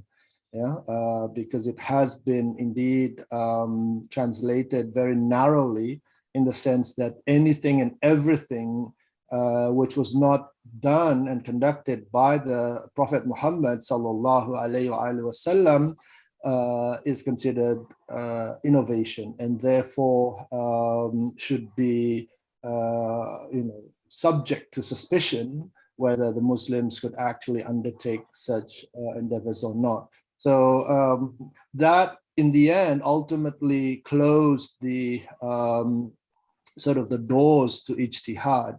And this has been one of the drawbacks which has resulted in the sort of dire lack of production and innovation on the part of Muslims to develop new technologies and so on.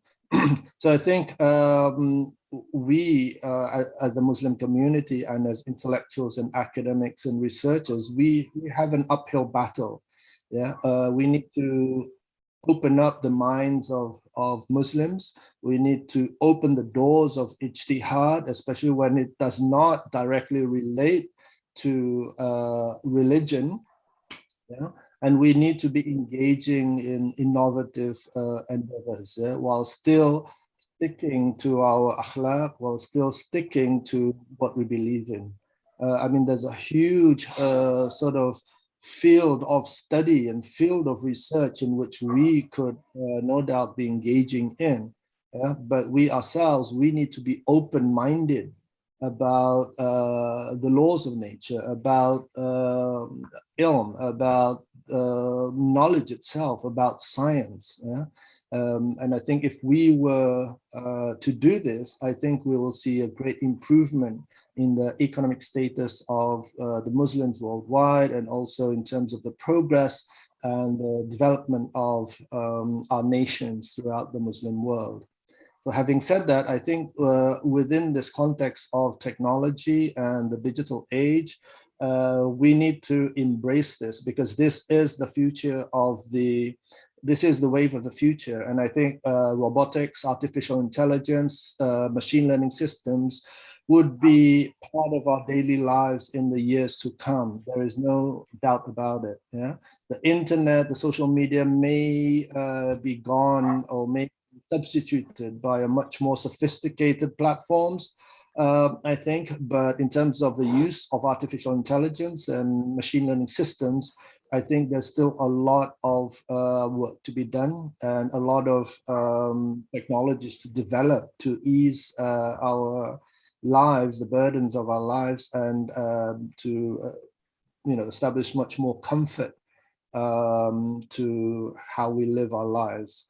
Of course, in terms of the sort of ecological awareness, I mean, this has been one of the major issues and been written and thought about by philosophers like Syed Hussein Nasr since the 1960s about this disenchantment among the Muslims.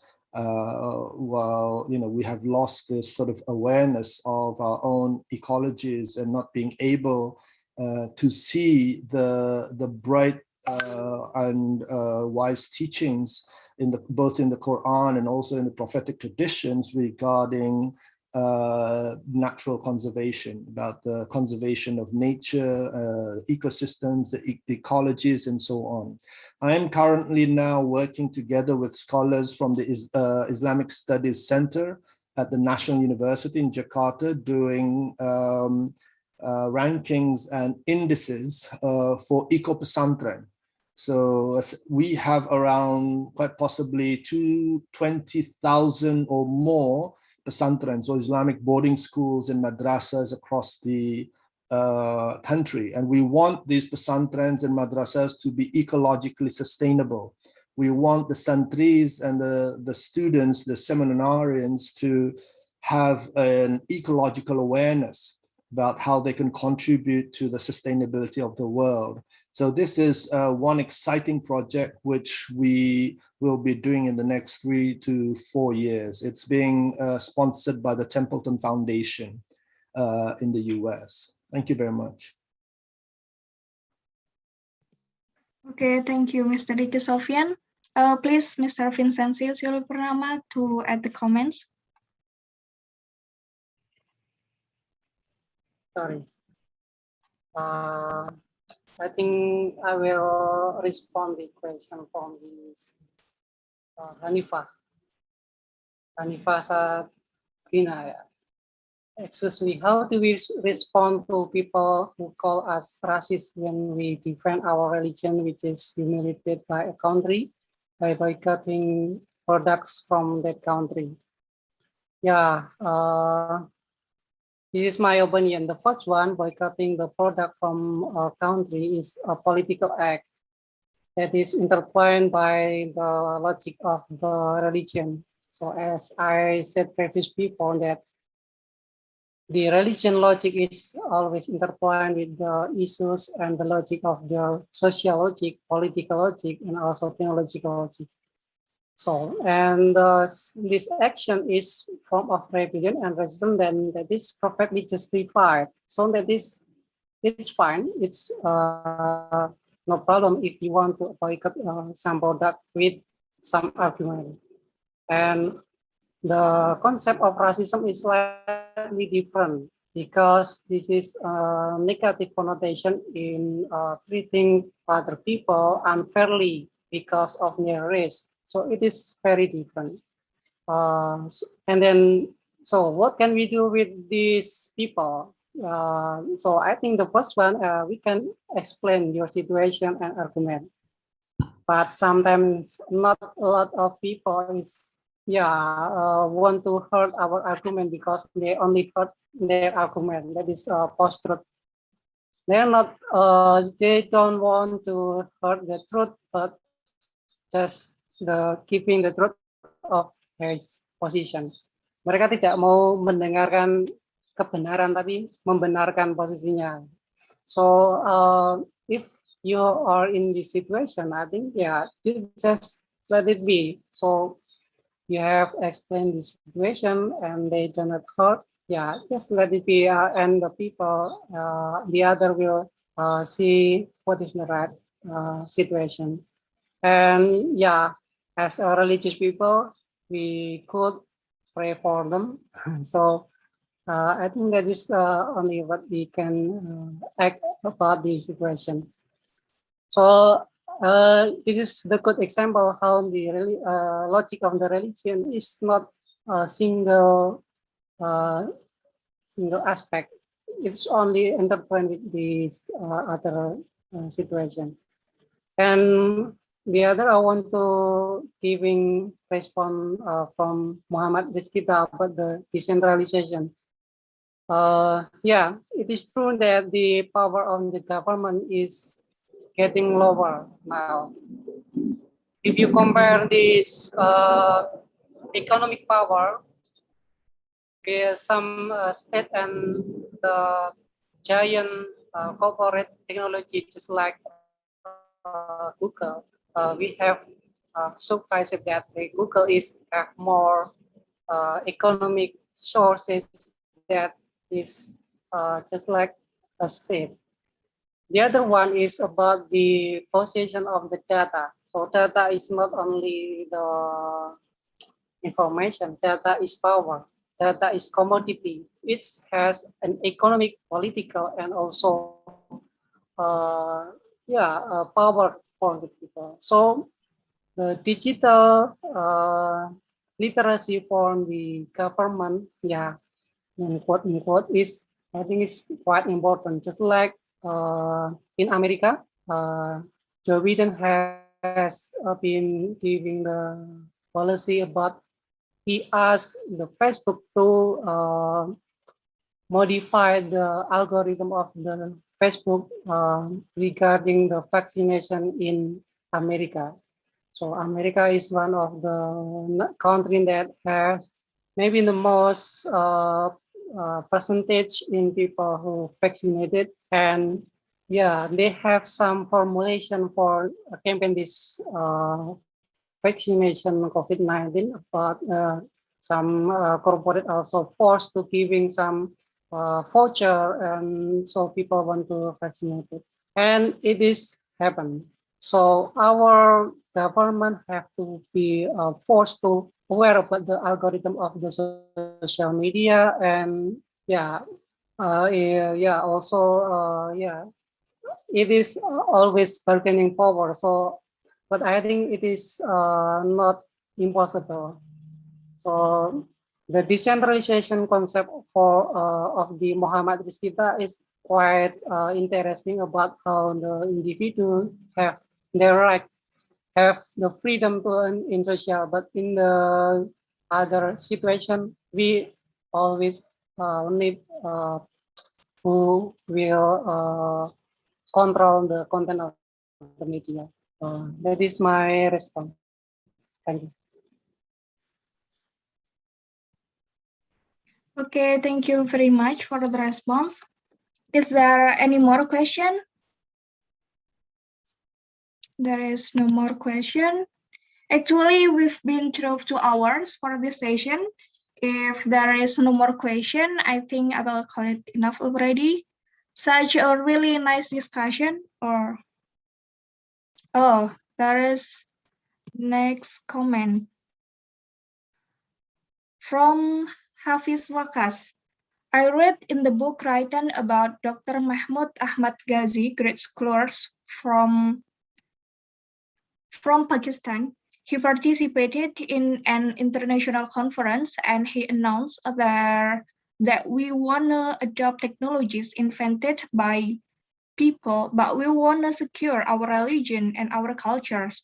The people, mean non-Muslim, in the conference reply, we cannot give you our advancement without accepting our measurement about religion and culture. Okay, so he want to ask this question for Mr. Diki. Yeah, again, a very great question and line of inquiry. And I think it really underlies what I just earlier said and mentioned about Ahmed Tek Guru's book on, what was his book on Islam, authoritarianism and underdevelopment. That was his book, published in 2019.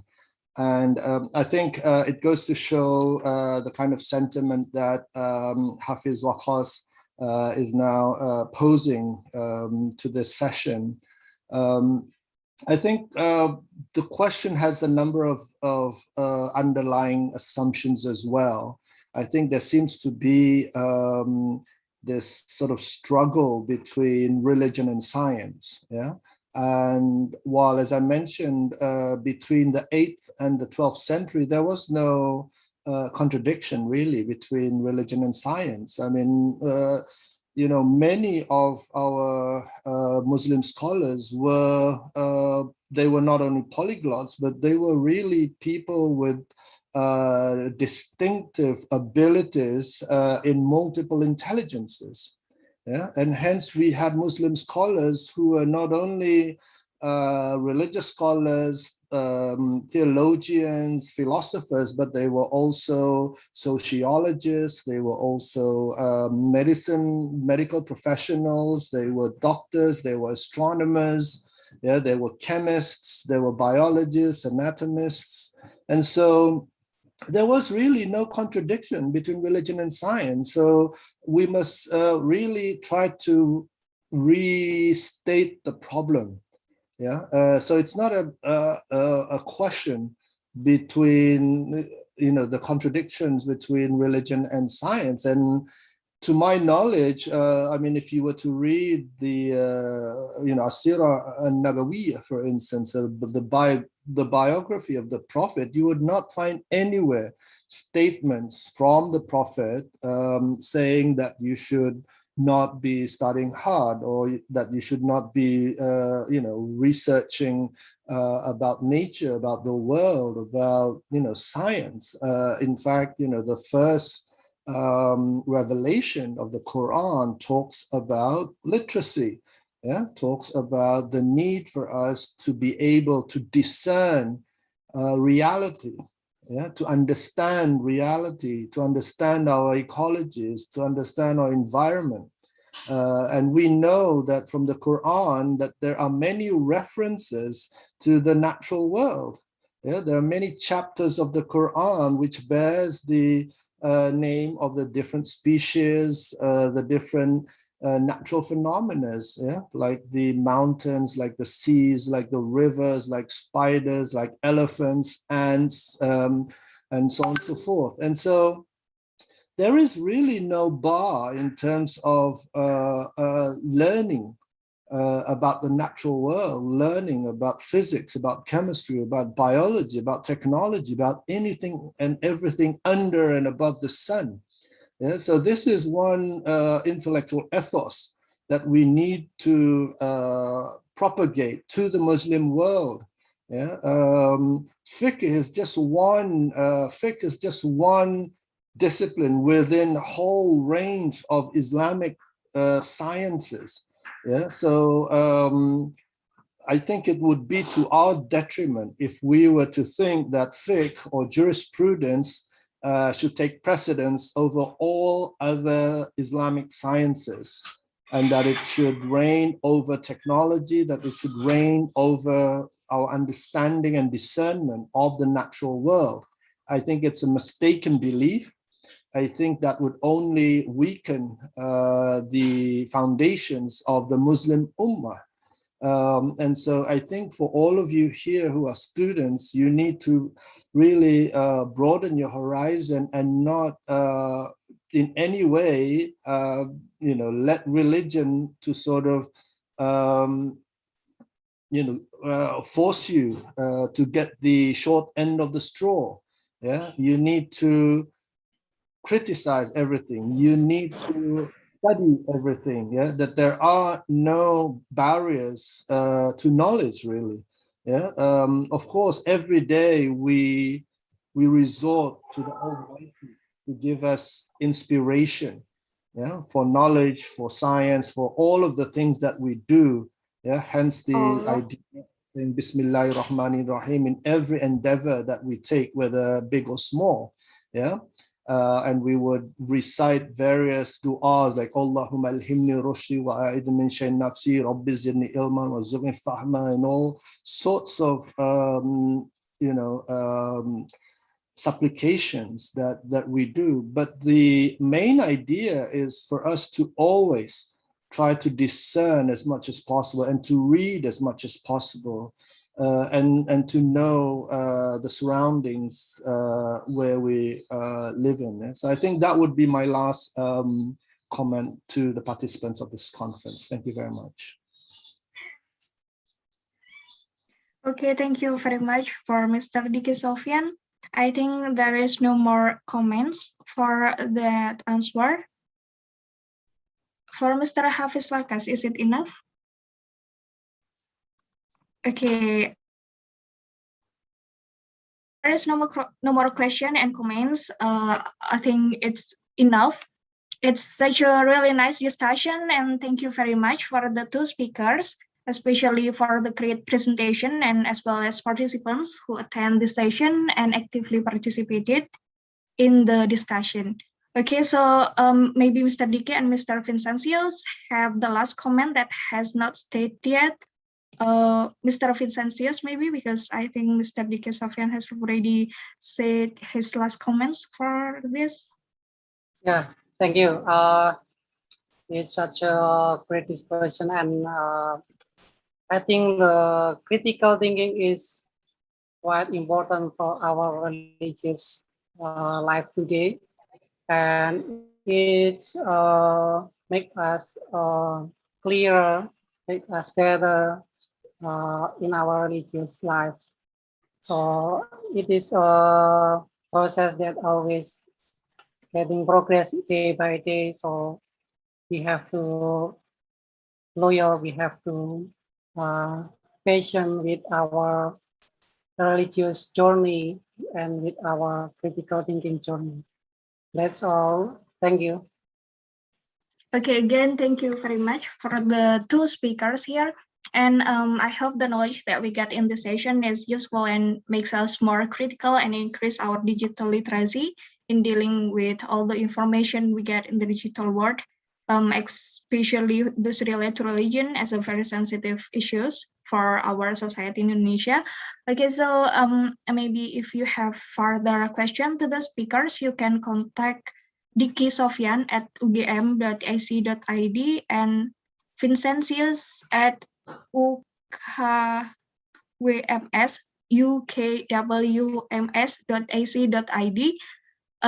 Okay, thank you very much. Wish you good health and see you next time. Assalamualaikum warahmatullahi wabarakatuh. Waalaikumsalam. Thank you, Mr. Tiki. No, thank you very much, Mas. Yeah, Assalamualaikum. Waalaikumsalam.